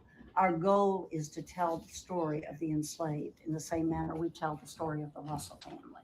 The Russells lived the lifestyle they were living in that main house because of the work done in this building by the enslaved and elsewhere on the property. And the Russells lived on this property almost 50 years. It's after the death of Sarah Russell DeHone in 1857 The house is sold to Governor Robert Alston and his family. The Alstons are living here during the Civil War. They have to evacuate as the Union Army bombards the city.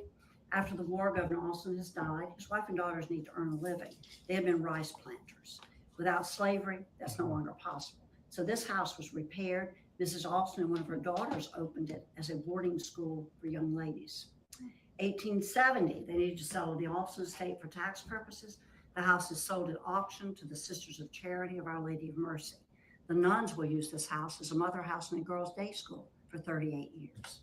They sold it to the Mullally family in 1908. It became a private residence again.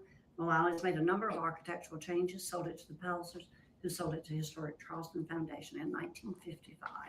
And about a year later, they opened it as a house museum in their first office. Okay. Thank you all so much for getting off your ship and coming to see us today. Thank you. My pleasure. I've certainly enjoyed showing you the house, and hope you have smooth sailing getting home. Question. Yes. You said 12 of the Hebrew slaves lived in here? The enslaved lived on the second floor.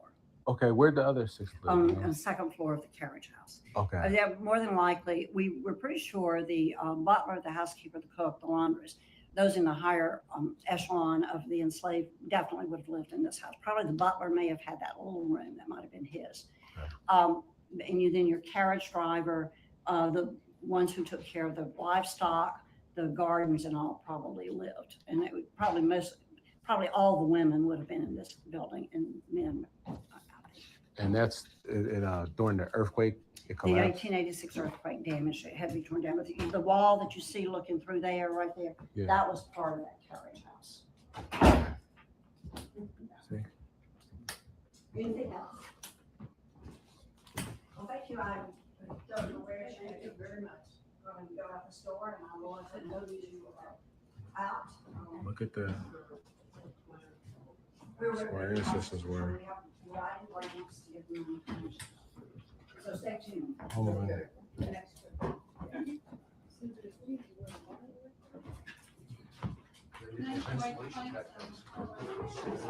It's real stuffy back here, y'all. They said we used to make bricks too. So all these bricks, the ancestors made.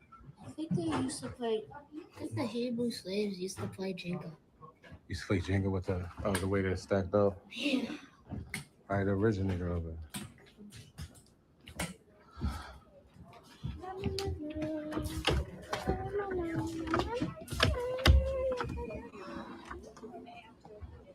at that. Dang. So this was about $80,000 back in 1808. Okay. So there that is. You know what I'm saying? Very stuffy, very oppressive back there, man. You know what I'm saying? You could feel the pain, if you will. You know what I mean? It was hot, but you feel something else, you know what I mean? Spiritually, you could feel that there was a lot of trauma that went on right there in that area. So yeah, with that, right? You go, you see that, you experience it. Now what? You know, you go to the Heavenly Father. You know what I mean? Cry out to our Lord. You know what I mean? Like they have to pay for this. You know what I'm saying? The fact that, you know, Rockefeller and them lives to be 95 and getting all types of Negro hearts and everything like that. Like, you got to put it out there to the Most High to avenge our ancestors of the wrong that was done back then. You know what I'm saying? And even further back when our ancestors were leaving out of the wilderness, you know what I mean? They wouldn't let us pass, wanted to start wars with us. And what's going on now? They have a lot to pay for. You know what I'm saying? So that's what I did. You know what I mean? I was happy to see all that because, you know, to experience it, and I was going to film it. I knew I was going to edit it and come, you know, do a class on it and everything like that.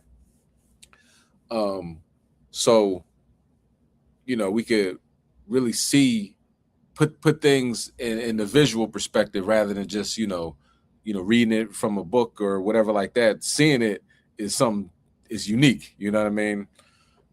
Unique learning experience, right? So later that night, you know, praying to the Most High, meditating, right? And I was laying in bed, and I said, Most High, if it's something that you want me to see in the sky, give me a sign. So what happened was I started hearing ringing in my ear. So I'm on the ship now, and we're moving.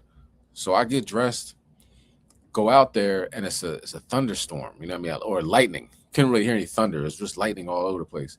So what I want you to see is it's a flashing light that's going by, right? And then about, I think, like the 30-second mark, you're going to see what looks like a fireball come out the sky and turn up a little bit, right? I sent it out to this YouTuber, right, named MB333. He analyzes videos like this and changes the contrast and the lighting and zooms in and does all that. I talked to him today. He said he's still doing it because it's harder for him to see what's going on, and to change the dynamic of it because it's pitch black dark. You know what I mean? But he's still working on it. I'm gonna show you the original video, and we're gonna go from there. So what you're gonna see now is a flashing light. I'm following the flashing light. As soon as I came out, that's what I saw. So I started following it with the camera, and at the 30-second mark, you're gonna see something just fly out super fast. You know what I'm saying? I started by my shot, you already know. But let's check it out.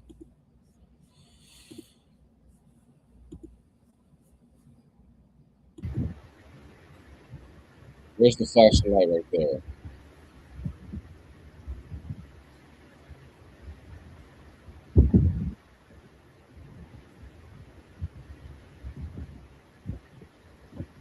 Thunderstorms.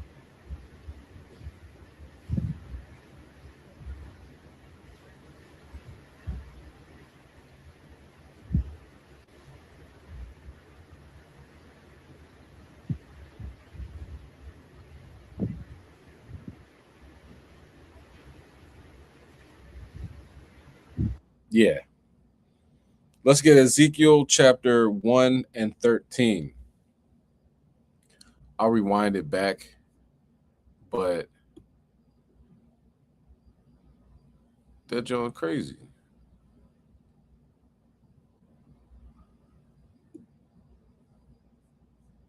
Yeah, Ezekiel 1 and 13. We got it. Bring it out.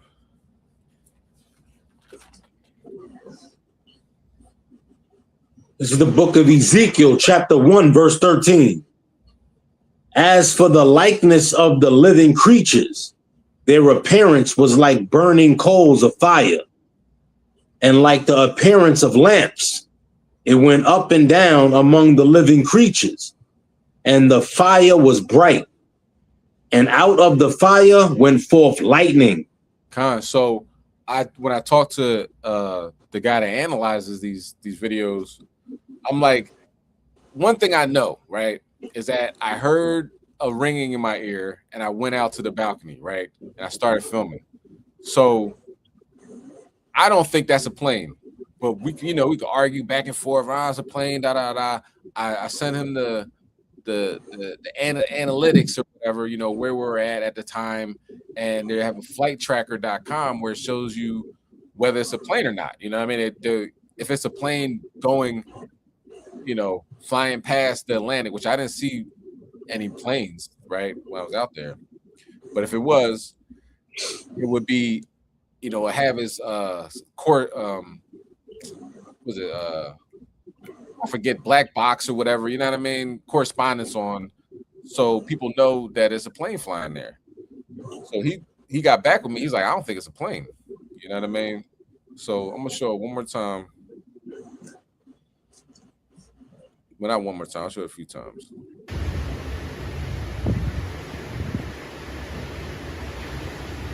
Remember what that is, and then of course, Three power. Chassadyah. All right, can you read the next verse, verse 14? Verse 14, and the living creatures ran and returned as the appearance of a flash of lightning. Okay, let's go to Ezekiel chapter 3, verse 10.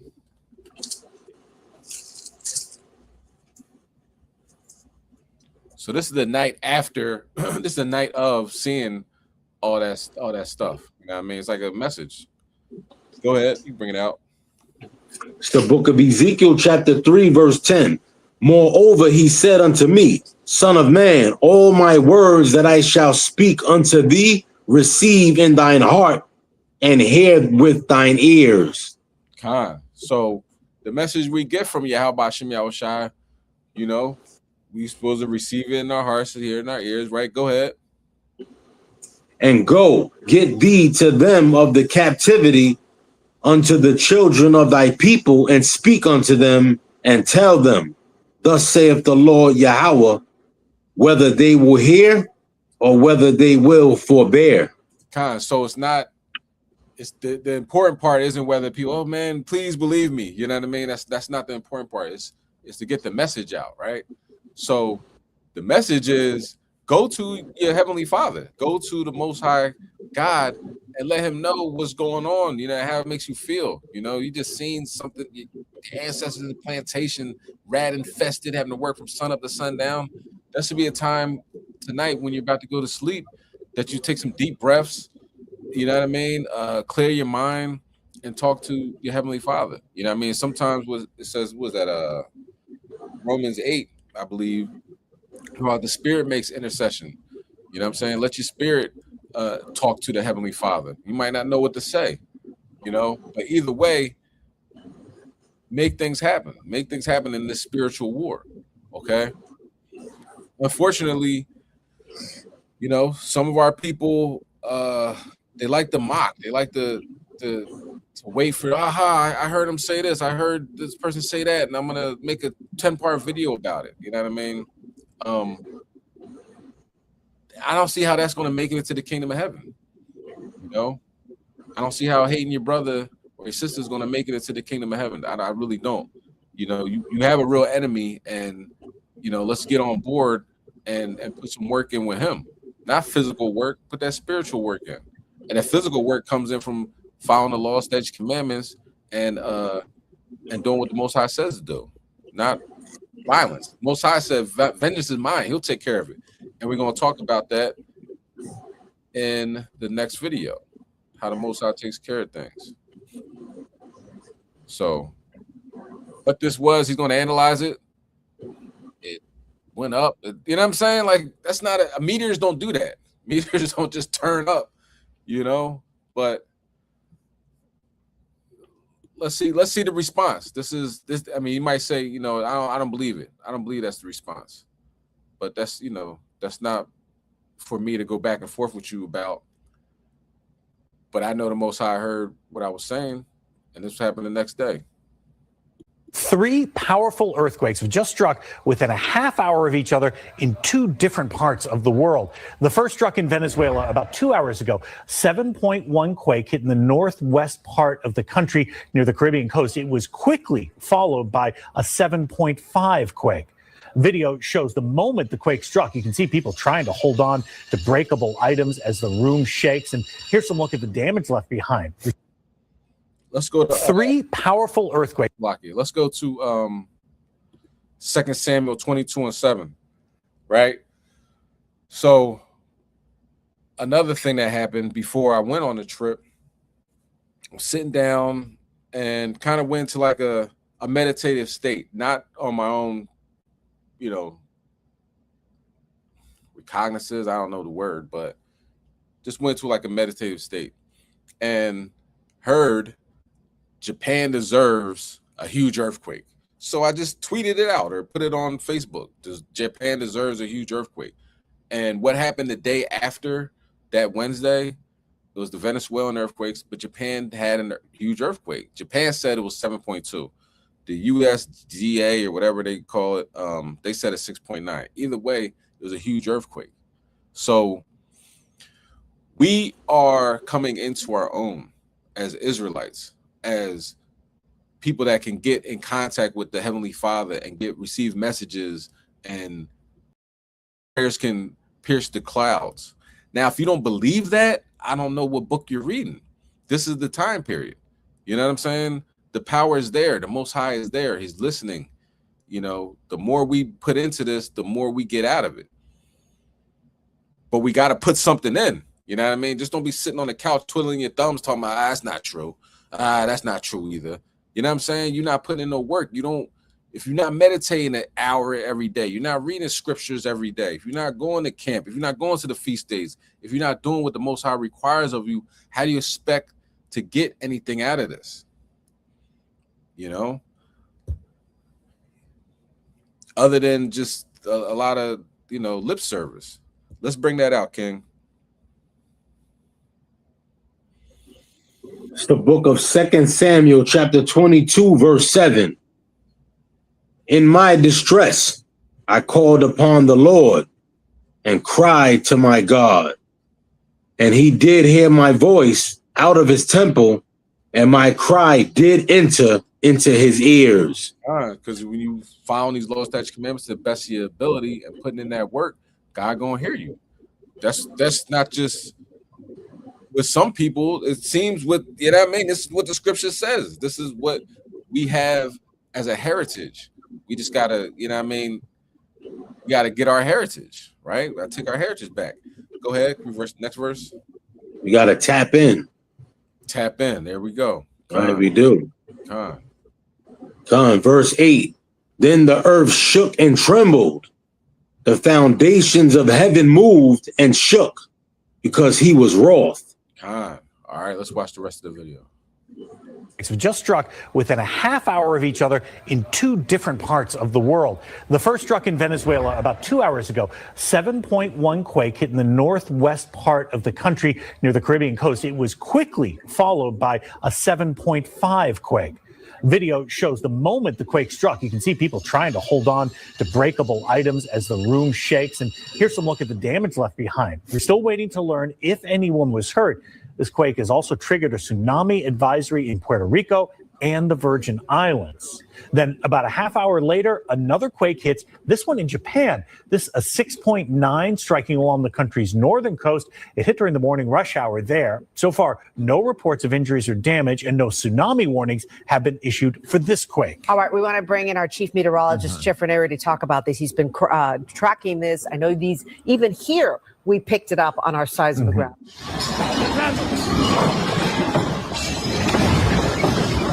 Three major earthquakes rattled a trio of nations globally on Thursday. The first quake hit the north coast of California with a 5.6 magnitude tremor just after 8 a.m. on Wednesday local time. It was followed by the largest of the three quakes, a 7.5 magnitude tremor which hit the north coast of Venezuela just after 6 p.m. on Wednesday local time. About half an hour later, Japan was hit with a 6.9 magnitude quake about 7:30 a.m. on Thursday local time. The damage has been significant across all three of the nations hit. This is the moment a 5.6 magnitude earthquake rocked rural Northern California, causing injuries and sending groceries and bottles off shelves, smashing onto the floor. I started hearing like glass clicking together, and I'm like, what is that? Renee Everode heard the earthquake alert on her phone inside the store just before the shaking started. I was like shaking from head to toe. My hands were shaking. I was watching wine bottles drop and just break and the wine go everywhere. It felt like it lasted for 20 minutes. The quake was captured on home security cameras like this one, miles from the epicenter near the town of Willits. Is everyone okay? Rattled residents then surveying the damage, power knocked out for thousands. I've never been in an earthquake this big, and I've been in a lot of earthquakes. This was bad. The shaking lasted a full 30 seconds and was felt as far away as San Jose, 180 miles to the south. And the epicenter is not along a major fault line. This is somewhat inland from it, but it's still part of the San Andreas system. In that region, this is the strongest earthquake that they've seen in at least the last 100 years.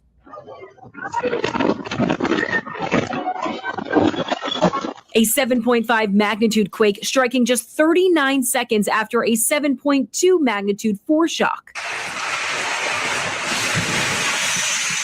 causing countless buildings to collapse. It's not the shaking that kills people, it's buildings that kill people. And it's really the collapse of those buildings that can lead to the catastrophic loss of life. Because it was a public holiday, many citizens were off work and at home when the country's most powerful earthquake in more than a century hit. And as emergency crews now try to sort through the rubble to rescue those still trapped, the U.S. Geological Survey estimates thousands of people could be killed by the quakes because of how and where they hit.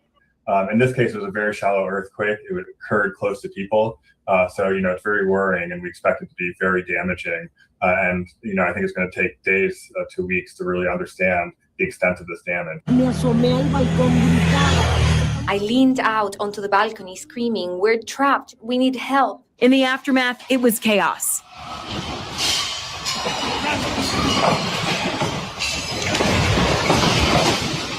Venezuela's main airport covered in rubble, and thousands in Caracas flooded the streets, the U.S. now vowing to help. They have a much of collapsed buildings, and so they'll need a lot of help in terms of digging through that. The airport there is badly damaged, so we'll have to rely on the Department of War to deploy assets there. And then we're also helping them with some overhead imagery, especially in coastal areas where they don't have full visibility over what the damage has been and what the impact has been. We're still waiting to hear if it was two separate quakes or if the USGS just needs to recertify this and get that number range anywhere between a 7.2 to 7.5. Nonetheless, a powerful earthquake happening here in South America, just to the west of Caracas. We did have a tsunami advisory here for Puerto Rico. That has since been canceled. But a lot of the video we are seeing come in from this earthquake, in some cases, buildings being pancaked, likely going to be some deaths, and certainly a lot more damage video coming in from this one.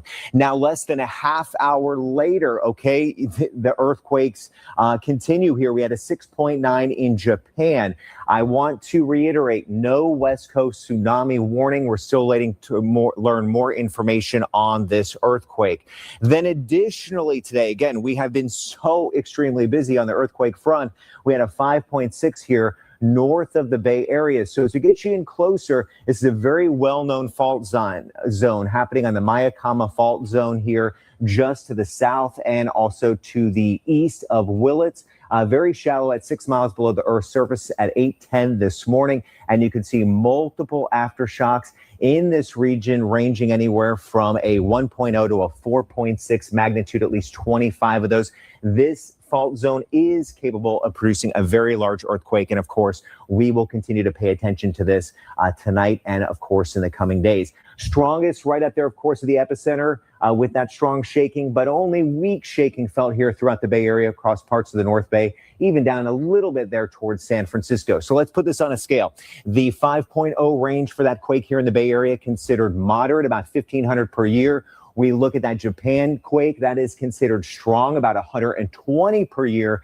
And then the South America quake ranging in the 7 category, only about 18 per year. Within 40 seconds of each other, two of the most devastating earthquakes in Venezuela's history sent shockwaves and panic through the capital city of Caracas Wednesday afternoon. And all of a sudden, the floor started trembling at 6:04, and everybody started running, hitting each other, trying to be the first to get out of the cafe. And, we ran to a square nearby, and like 100, 200 people concentrated there. And we were watching parts of buildings falling off. And 2 blocks from where I was, 2 buildings went down. Carlos Manuel Diaz documented the cracks throughout his building. As you can see, and showed us outside where many of his neighbors are now leaving their vehicles, ready to leave as dozens of aftershocks continue to hit the region.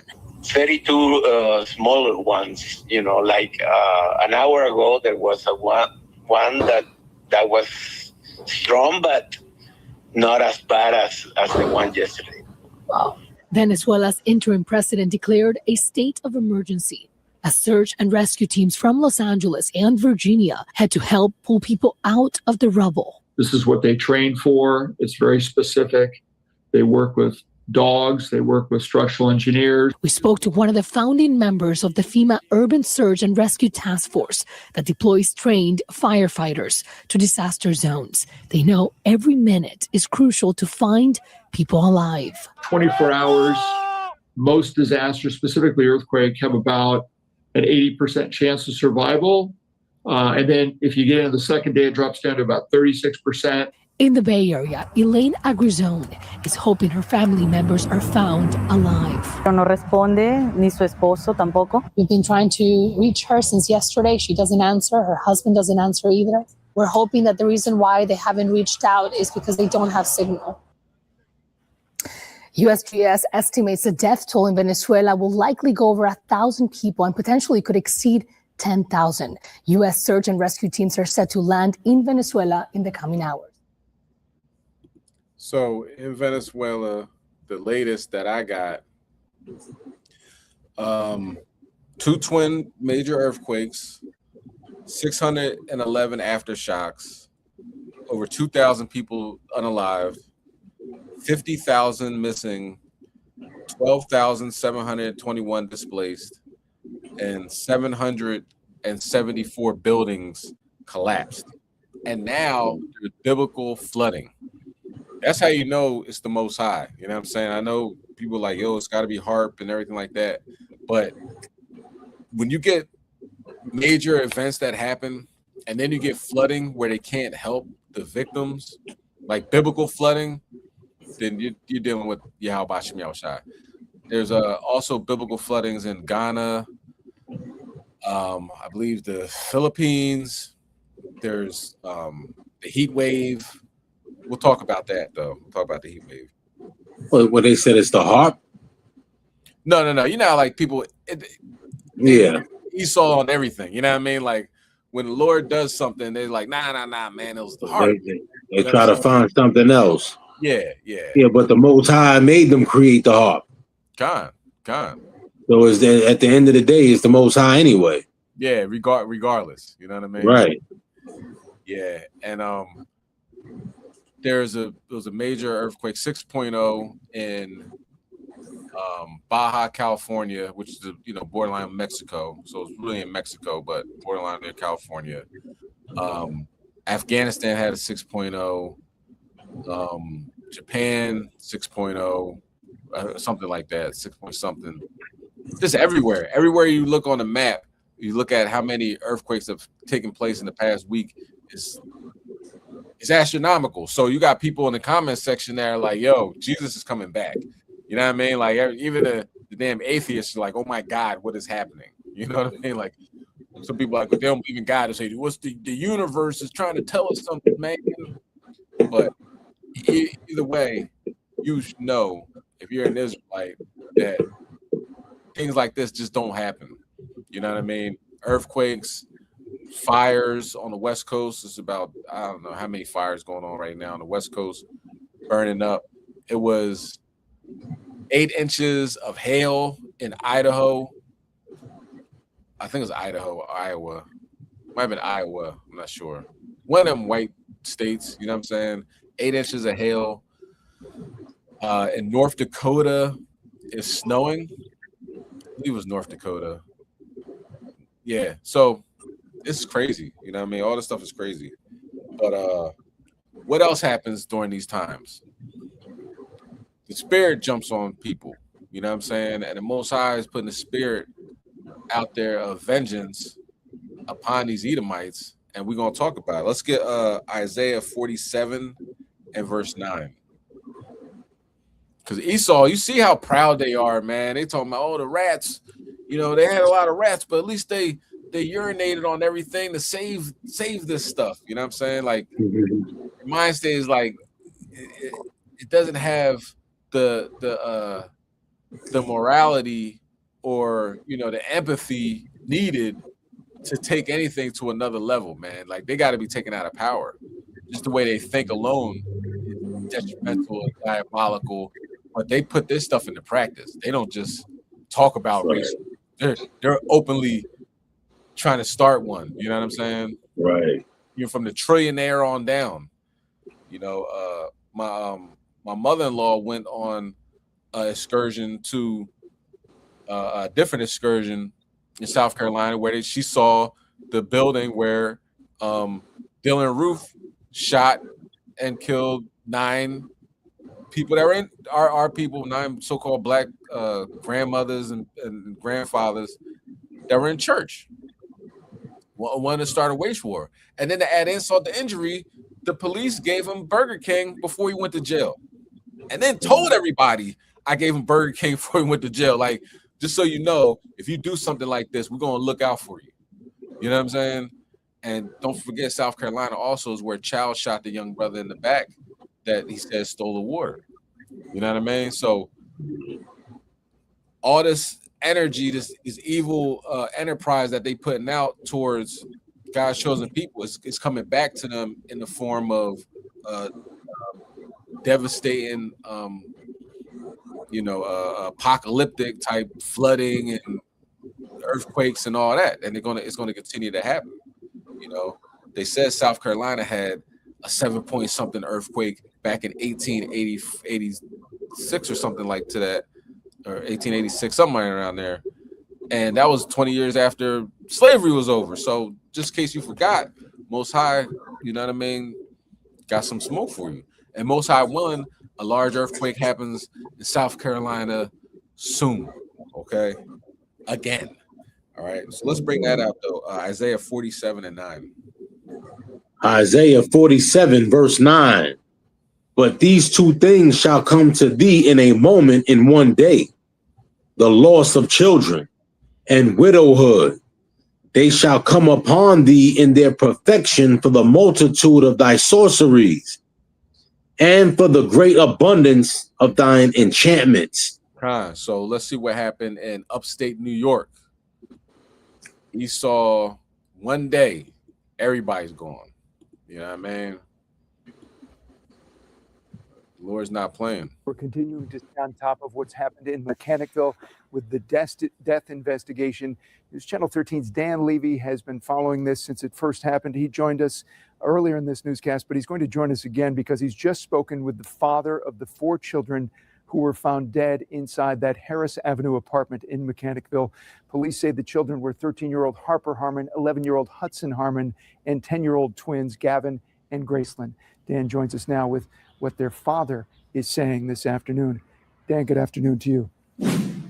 Good afternoon, Mark. I was able to get in touch with Brady Harmon at his home in Salt Lake City just a little while ago. He told me local Salt Lake City police came to his home 2 nights ago to give him the horrible news and to say that he's devastated and heartbroken. That would be a major understatement. He told me that he's been trying to get custody or at least visitation with his 4 kids for 6 years. The last time he saw them in person was in November 2019, and he says he's gone through every legal channel he could, and he told me he was near the finish line because he was getting ready to fly to the East Coast next week to pick up his kids on July 1st and fly them back to Utah so that he could spend the summer with them. But then all of this broke loose, and here's more of what he had to tell me. Yeah, I wish there was something else I could have done legally, but I went through everything I could, every thing that my lawyers could do, everything, you know. I just never thought that someone would go and do this. You talk about the feeling of how do you prepare for this? You get down to almost the finish line just to have someone cut your legs out from underneath you. And the only thing left to do is crawl across the finish line to bring the remains home. Yeah. You'll hear more from Brady Harmon coming up at 5 o'clock. Interesting, his belief, his position, that this was some sort of a conspiracy concocted by his former mother-in-law and his ex-wife to make sure he never saw his kids again. You'll hear what he had to say at 5. Yep, Most High put the spirit on him. Now, what really happened was the grandmother poisoned everybody. You know what I'm saying?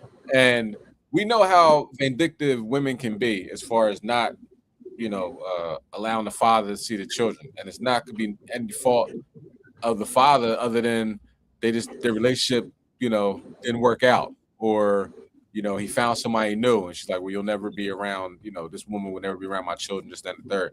But with Esau, you might want to look deeper into it. We know what a pervert Esau is. It might have been a real reason why she didn't want, you know, the children to be around this father. You know what I'm saying? We don't know because pretty much everybody's gone. You know what I mean? But I'm gonna go and say Esau, you know, was a meth head, and he was in part of a biker gang. You know what I'm saying? You got to watch those guys. You know what I'm saying? He's on the Right. West. You know what I mean? You gotta read between the lines, man. You know, probably dealt with guns and drugs and prostitution, things of that nature. You know, so either way, everybody got wiped out just like that. Now, I want to bring the fact home to remain that in America right now, fireballs are flying all over the place in the sky. They're not meteors, okay? And we talked about this at length before, so I'm not going to go into it, but I believe they're chariots. You know what I'm saying? And just like the scriptures talked about, we read in Ezekiel 1:13, that's the description that it is. You know what I'm saying? So now that they're on the earth, what are they doing? Massive amounts of destruction. Okay, let's talk about that as well. Matter of fact, let's go to Isaiah chapter 49 and verse 17. Because the people that are coming to save us are on their way. You know what I'm saying? They're you see them in the sky all the time. You know what I mean? If you look it up, it's a guy called the Angry Astronauts. He's been talking about this at length. You can watch him on YouTube, and he has the videos and, you know, the timestamp and everything to back it up. And when you start looking at these locations where they're supposedly being found and landed and stuff, destruction's coming there. You know, if it hasn't happened already. All right, can you bring it out? It's the book of Isaiah, chapter 49, verse 17. Thy children shall make haste, thy destroyers and they that made thee waste shall go forth of thee. So those that you know, who rebuild you are coming soon, right? And those who destroyed you will leave. Hey, I'm good with that. You know what I'm saying? Help is on the way, and these dudes is going on the way out. All praise to the Most High Yahweh Bashem Yahushai. All right. Now let's talk about Esau, who is superior, right? And superior white supremacist system set up all over this country, all over the world, not just this country, but when it comes to the law, to education, entertainment, politics, you name it, anything that you can put in, housing, anything that you associate with on a daily basis in America or in other places is built on a system of white supremacy, right? Now, come to find out, they're not too supreme because they're literally getting cooked alive. Let's get Luke chapter 12 and verse 49. Literally getting cooked alive. It's hot outside. I know. You know what I mean? I was out there sweating. Esau's dying. He's not making it. You know what I'm saying? Like, you go home, like, oh, put some water on my face. Esau passing out and cooking on the sidewalk. Bring that out, King. It's the book of Luke, chapter 12, verse 9. But he that denieth me before men shall be denied before the angels of God. No, okay, well, it's 12 and 49, but keep reading that. That's a good one. And whosoever shall speak a word against the Son of Man, it shall be forgiven him. But unto him that blasphemeth against the Holy Spirit, it shall not be forgiven. Okay. All praises. Verse 49. I am come to send fire on the earth, and what will I if it be already kindled? Yeah, let's get that. All right, let's watch the next video. This joint, it's a fire.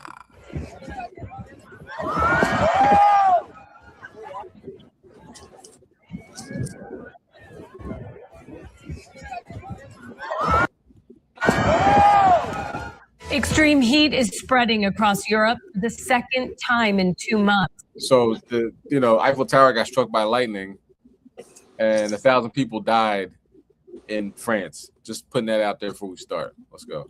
Schools have closed, trains have shut down. It is so hot in France that drinking alcohol was banned in certain parts of the country to try and protect people's health. Across Europe, another 191 million people were facing temperatures of more than 35 degrees on Sunday, as the heat wave spread east towards countries including the Czech Republic, Hungary and Poland.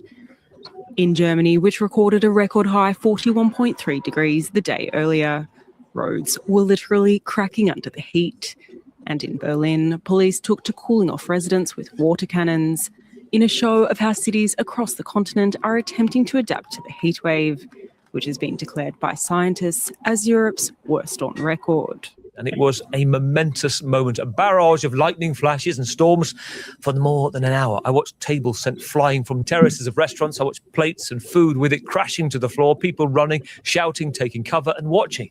And if you scroll your socials, you'll notice the Eiffel Tower was struck by lightning. This is how it was captured from various angles by those watching on. Tonight, a state of emergency has been declared in Kentucky. Thunderstorms today swamped parts of the state. This video taken southeast of Louisville. At least one death has been reported. In Utah, scorching heat is fueling wildfires and another state of emergency. The Cottonwood Fire, now the nation's largest. It's one of several major wildfires burning across the West this weekend. Across Utah, gusty winds fueling out-of-control wildfires. Officials pleading with the public to be careful. We have at least 5 structures that are currently on fire. Plumes of smoke fill the air as nearly a dozen fires now burn across the Beehive State. I'm 100 yards away and I can feel the heat.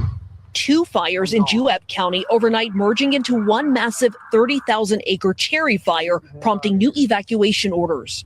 The 92,000-acre Cottonwood Fire, the nation's largest active blaze, has already scorched an area larger than Salt Lake City, with 0% containment.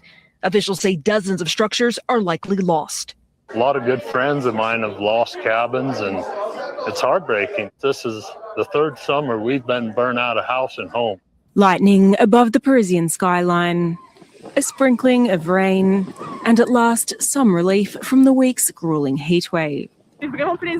I'm really delighted because the heatwave was horrible, so I'm really happy. We've been waiting for the change outside for an hour, so it's really cool. Millions of people across France woke up to cooler conditions on Sunday and news that red alerts were to be lifted. But in hospitals, the pressure had not eased. Preliminary figures from France's National Health Agency recorded around 1,000 excess deaths since Wednesday. So yeah, for sure, it's very, very specific moment, but you cannot miss it. So yeah, but it's like I say, only 5 times a year, so you have to be quite lucky. Have you seen it happen, Marie? Actually, when I was a kid, yes, I saw it because I was lucky enough to live actually by the Eiffel Tower. So I saw it from my window, and that was just a second, but I do remember it. With hundreds of schools closed and trains cancelled, crowds are flocking to lakes and rivers to beat the heat. But that's caused a surge in drowning deaths, 42 across France and 6 in Germany in the last week. And in Europe, AC is not that common. I haven't stopped sweating since the second I woke up this morning. It is so humid. There is no AC. There's no unlimited ice water. Really, you're just living on fans. Experts warn of a dangerous heat dome looming over continental Europe, trapping hot air and allowing temperatures to build. Spain, Italy and the UK all sweltering. Rome, one of 15 Italian cities under a red warning, the highest weather alert possible. And in London, the changing of the guard has been cancelled for the rest of the week. It's a bit oppressive, I must say. Several countries, well, they have already set new records. Germany reported a preliminary national record of 41.5 degrees Celsius on Saturday. Denmark has registered its hottest day to date. And new June or all-time records have also been set in parts of France, Switzerland, the Czech Republic, Poland and the UK. Temperatures are set to climb even higher over the next day or two, up to 42 degrees Celsius, certainly a possibility in eastern Germany. And this comes off the back of an overnight low of 29.4 Celsius in Saxony, eastern parts of Germany there on Sunday morning. Tonight, deadly flash flooding in Kentucky, the governor declaring a state of emergency. We've already had at least one motorist swept away and killed by flash flooding. 12 state roads out of commission today due to flooding, and Bullitt County facing a potential dam failure, forcing people to evacuate. In western Nebraska, they're letting people go through this. Streets inundated. Chris, I'm coming behind you. State police, okay? And new video this week from New Mexico State Police. Help me. I can't. Okay. I can't. Rescuing a visibly exhausted man from flash flooding in Albuquerque. I got you. I got you. Flames racing across a Utah mountainside. Embers carried by powerful winds toward homes below. Overnight, the Cottonwood fire exploded, tearing through the Eagle Point ski resort, forcing more communities to evacuate. From my front yard, I can see this mountain here smoldering. It's a little bit concerning with the high winds coming in. Utah's governor calls it the most destructive wildfire in state history for property loss. Those trees there, they look the same as they've looked every other year, but they're not. They're dying inside. They're Roman candles just waiting to be lit. The U.S. Forest Service says weather conditions are better today, but could worsen quickly as temperatures and wind speeds increase. And while wildfire activity in the West expands, the federal wildland workforce is shrinking. The U.S. Forest Service says it's fully staffed after cutting 6,000 employees over the last year. Washington State's Public Land Commissioner David Updegrove says those cuts have weakened the leadership structure behind them. It's about whether or not we have stood up enough complex incident management teams. These aren't the firefighters in the yellow coats putting out the fires. These are the leaders and logistics support that's so critical to put out fires. Updegrove says his state is ready, but warns of the dangers if multiple fires break out across the region. Utah's red flag warnings continue through midnight tonight, but officials warn that those fire dangers will persist as temperatures and winds continue to increase. Jerika? All right, Adam Yamaguchi, thank you. Tonight, millions of Americans are on alert for severe and dangerous weather from the Rockies to the East Coast. As we showed you, Kentucky experienced it today. There's a lot more to come, from flash flooding to blockbuster heat. Germany saw a new all-time high temperature for the second day in a row, recording 41.5 degrees Celsius on Saturday. The heat wave is now moving further east, and Western Europe is expected to see a mild drop in temperatures. Rebecca Conrad reports from Berlin. Germany has broken its all-time high temperature, and people and governments here are struggling to cope. Very few people in Germany have any form of air conditioning at home. Even public institutions are without air conditioning. Even some hospitals don't have a way to cool down rooms for patients.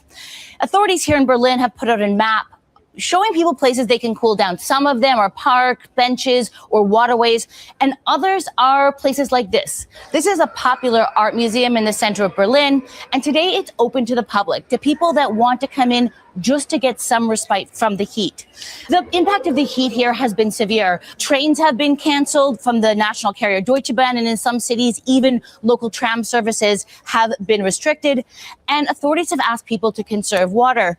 This is not something that is just affecting Germany. To the north, Denmark has experienced its highest record temperature, and so has the Czech Republic. Some estimates say as many as 190 million people could experience temperatures above 35 degrees Celsius in Europe today. That is a record that this continent never expected to break. Okay, well, shout out to my main man, Willis. I don't know why they got him as a white dude. Let me put that on.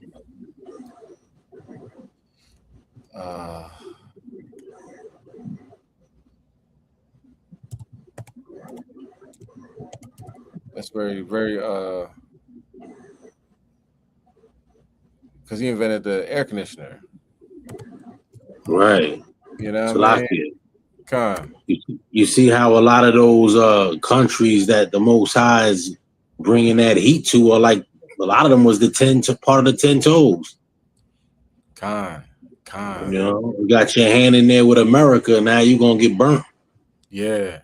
You know, a lot of those was the 10 toes, man. Most High is torching them crackers. Con. Yeah, all praises. You know what I'm saying? And how they don't got no air conditioning? I know. All that money they got and no AC. Black man invented it. They're like, nope, we're not gonna do that. Yeah, they that proud. Con. But you know, we ain't dying from that. You don't see black people dying like that from that. No Israelites dying from the heat like that. No.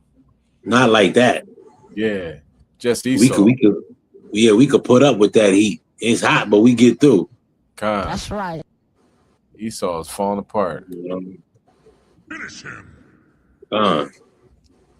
McKinley Jones.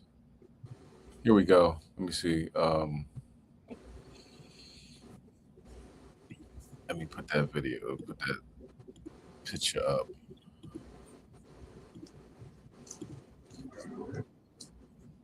No. See how and then as soon as you click on it, this is what they say is the inventor of the air conditioners. Lies, man. Yeah. You know, right there. To the right. You click on it, the white boy shows up. Because of course, you know, we had to patent our stuff because they steal everything. You know what I'm saying? And right. You know, they would run to the patent office, they'll steal it and run to the patent office and then trying to get it, you know, patent or whatever. But they didn't. What we understand with slavery, they didn't have to do these things. They didn't have to come up with an air conditioner. They didn't have to come up with different you know, inventions and stuff like that because they were doing nothing. Like it made our life easier, you know, because you know we're naturally gifted, you know what I mean, in you know mathematics and science and everything like that, because we're the children of the Most High. You know, we can have a dream and come up with the answer like that. You know, Esau doesn't have that. All he has is his thievery and his guns. You know what I'm saying? So all praises, you know what I'm saying? Colorado got 36 inches of snow the other day. Goodness gracious. It's a heat wave in Colorado, 36 inches of snow. That's wild. That's wild. I know, I think North Dakota got something crazy like that too. My understanding. Hey, it's the end, baby. You know what I'm saying? Repent, keep the commandments, you know, and get into this spiritual fight. So That's for right. our last video, we're gonna talk about burdock root, right? Let's get Proverbs chapter 3 and verse 8. You know what I mean? Matter of fact, you start at Exodus chapter 12 and verse 8. Slaki. We'll go back to Proverbs. So let's start with Exodus. And this I had a dream about it. Actually, I had it before. It was in my medicine cabinet. I just never took it. But the dream was like, I don't know who it was, of course. It was just a message, really. Somebody making fun of me saying, like, you don't even take burdock root. And I'm like, well, I take turmeric and everything like that. But it was really like, you know, how come you don't take this? You know what I mean? It's kind of like shaming me into taking it. So I started taking it. I've been getting some good results, you know what I'm saying? As far as pain, you know what I mean? It's good for joints. So look into that. Of course, this is not we call medical advice. You know, it's something that I take and something you look into, talk to your doctor, you know. But somebody said this about talking to your doctor. How come you don't talk to your doctor when you binge drink, you know what I mean, at the bar? You know what I mean? You don't talk to the doctor, right. Start smoking cigarettes again, you know what I'm saying? Or roll up a blunt. Before you do that, make sure you talk to your doctor first. You know what I'm saying? But when it's coming to something healthy, they always tell you, make sure you talk to your doctor, you know. But I forget who said that, but it's just, it makes sense. But I want to say, make sure you talk to your doctor, okay? You don't want to, if you're taking medicines and stuff like that, you know, the interactions and everything, you want it to be, you know, helping you out rather than hurting you. Let's bring that out, King. Exodus 12 and 8. You see, you was muting the mic, right? Huh? I think that's my AC making a noise. Oh, Con. No, we got AC. Right. All crazy. What you want? Exodus 12 and what? 12 and 8. John, it's the book of Exodus, chapter 12, verse 8. And they shall eat the flesh in that night, roast with fire and unleavened bread, and with bitter herbs they shall eat it. So burdock root is a bitter herb. Of course, we get the you know what I mean, a horseradish, get you all up in here, you know what I mean? But burdock is a bitter herb, right? Let's get Proverbs 3 and verse 8. And we're gonna watch this video of a brother that he pretty much changed his life around. You know, he said it started from the inside out, and he if he can get one herb, it'll be burdock root.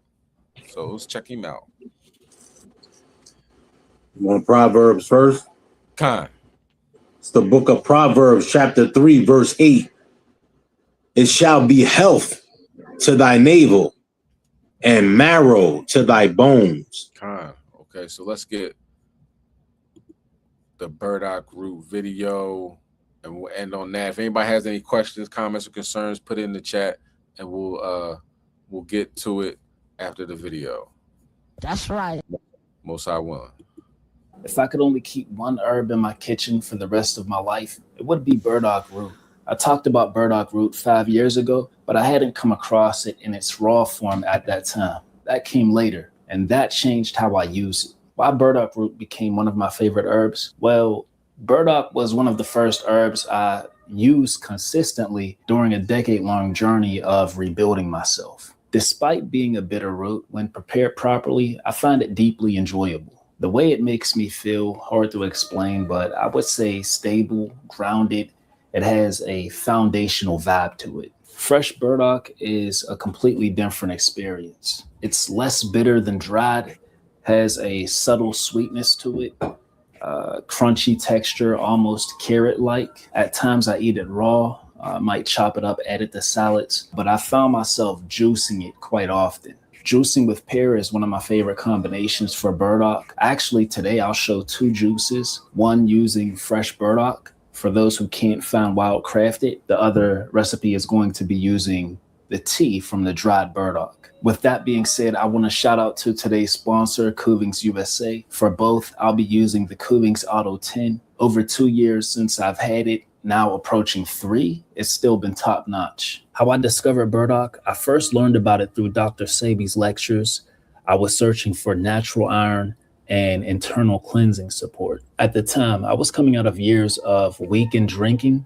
I was a big social drinker, and I needed to reset my bloodstream and organs. There are plenty of herbs that help release toxins from the body for that purpose, but burdock for me was a great starting point. A year or two later, I spotted fresh burdock root at the Easton Food Co-op. I juiced it alone, expecting it to be super bitter, but instead I got earthy and sweet. From that moment on, both fresh and dried stayed in rotation, at least as long as I could find it and it wasn't seasoned, especially during fasting and detox periods. I feel it's important to mention that there is wild crafted burdock and what most people will come across, farm raised burdock. I can almost guarantee you'll find this at any Asian market near you. Wildcrafted burdock grows deeper and slower. It could be twisted, grooved, uneven. No two roots look the same. Because it's seasonal, it's harder to find, but it carries more depth, more nutrition, way more benefits. Farm-raised burdock is widely available, as mentioned, especially at Asian markets. It has a uniform, smooth, polished appearance, milder in flavor. I've heard many people report real benefits from using farm-raised burdock, but personally, if I'm not able to spot wild-crafted burdock, I will avoid this and stick to the dried. I'd say choose wild burdock when you can. If it's not available, more than likely it doesn't grow in your area or it's just not in season. With that being said, when it comes to buying dried burdock root or any herb for that matter, you want to be aware of its origin. I'd say dried burdock root sourced from the US is more likely wild than mass farmed imports. So if I'm looking on an herbal site and I see that it's sourced from China, I avoid it. Avoid powders and go for the whole or cut and sifted root. You get your dried herb, give it a nice smell.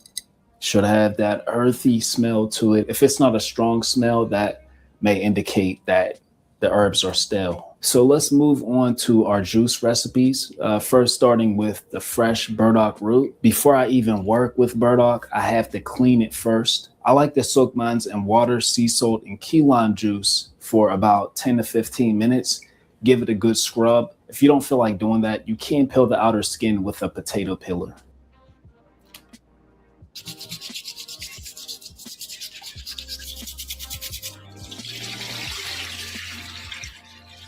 So our juice with wild crafted burdock requires 6 inches of fresh wild burdock root, 4 Asian pears, which I couldn't find, so I'm using Bosque pears as an alternative, 2 key limes, and 1 thumb of ginger.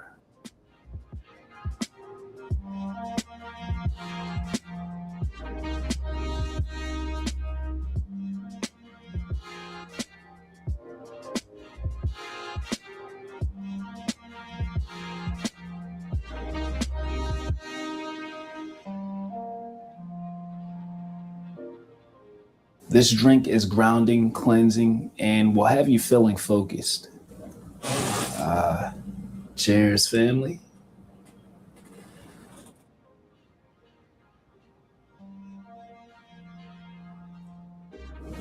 So refreshing. For our tea-based burdock juice, we're going to steep 1 tablespoon of dried burdock root to 2 cups of spring water. You let it steep for 15 to 20 minutes, then you allow it to chill completely.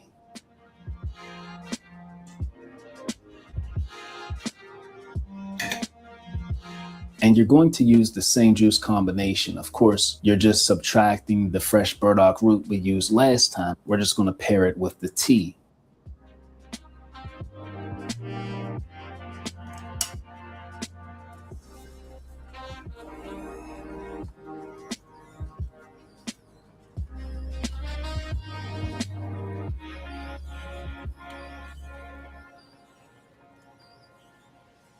Now we're going to combine 3/4 of the pear juice with 1/4 of the chilled burdock tea. The herbal bitterness balances the sweetness of the pear juice, ideal for those mindful of glucose response or any blood sugar spikes. This time with the herbal tea. Cheers, family.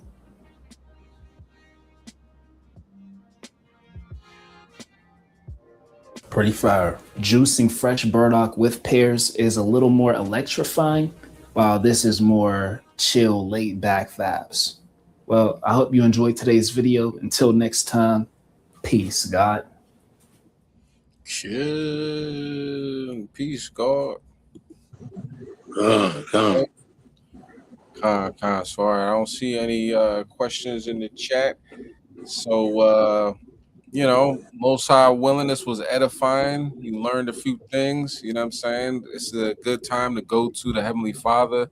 He said, go to him while he is near, while he is close. Obviously, he is making moves on this earth.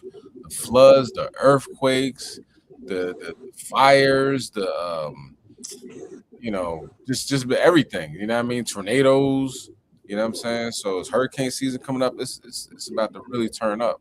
So, this is a good time to go to the Heavenly Father, and who knows, might be a large earthquake tomorrow if everybody, collectively ask the Most High to judge Esau, Edom, and these heathen nations. You know what I'm saying? 2/3 got to go too. I've been seeing that a lot, man. 2/3 is really, they ain't catching it. They ain't catching on. You know what I'm saying? It's a damn shame. You know what I mean? The song of the summer is about scamming and boosting, and they just loving it. And just yeah. Talking about it the other day, that song. Yep. Scamming and boosting. Yeah, that's the song of the summer, right? Wicked. Yeah. So of course, when bad things happen, you know what I'm saying? It's like, oh, what happened to such and such and such and such? They sitting there singing that song all day and all night, talking about sinning and how productive they are, boosting and stealing and all that. Yeah. And bad things happen, and then look, boom, we're gonna have we're gonna march, man. Look, fear God and keep the commandments. You know what I'm saying? God. 3 chariots. Yeah, you know what?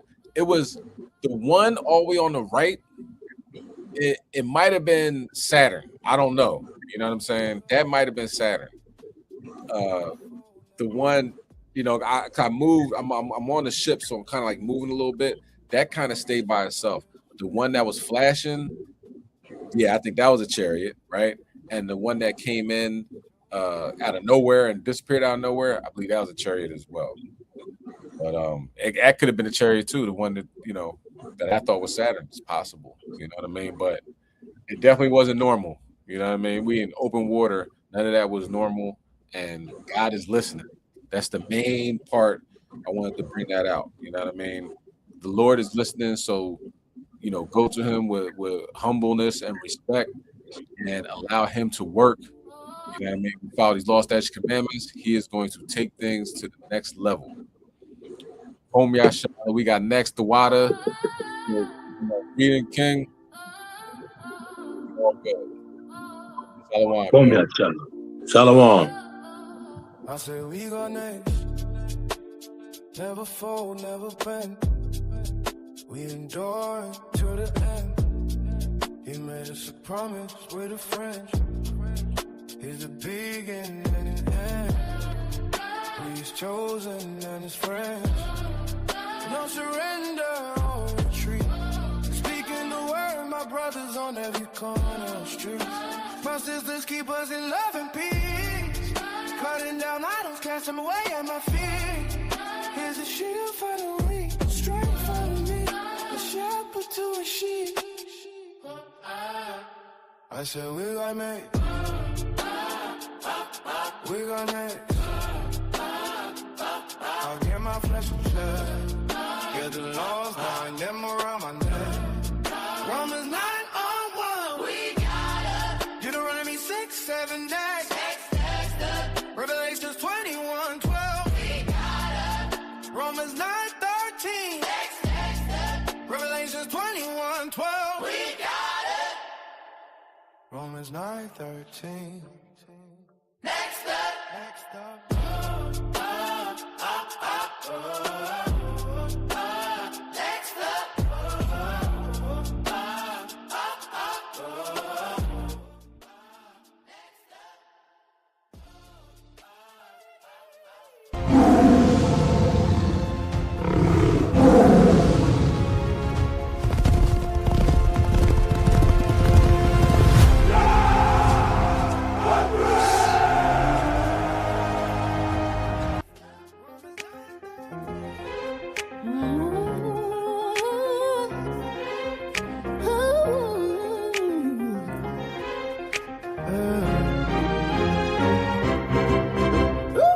Look in the mirror, see the history in the glass. Deep obsidian, the vision that was built to last. The Queen of Sheba had a son with skin like mine. Polished ebony, reflecting every holy sign. My DNA is happy with the way the victories, tracing back the lineage to the prophets and the kings. I don't just walk the earth, I claim the crown of tribe with the wisdom of the ages, keeping up my head.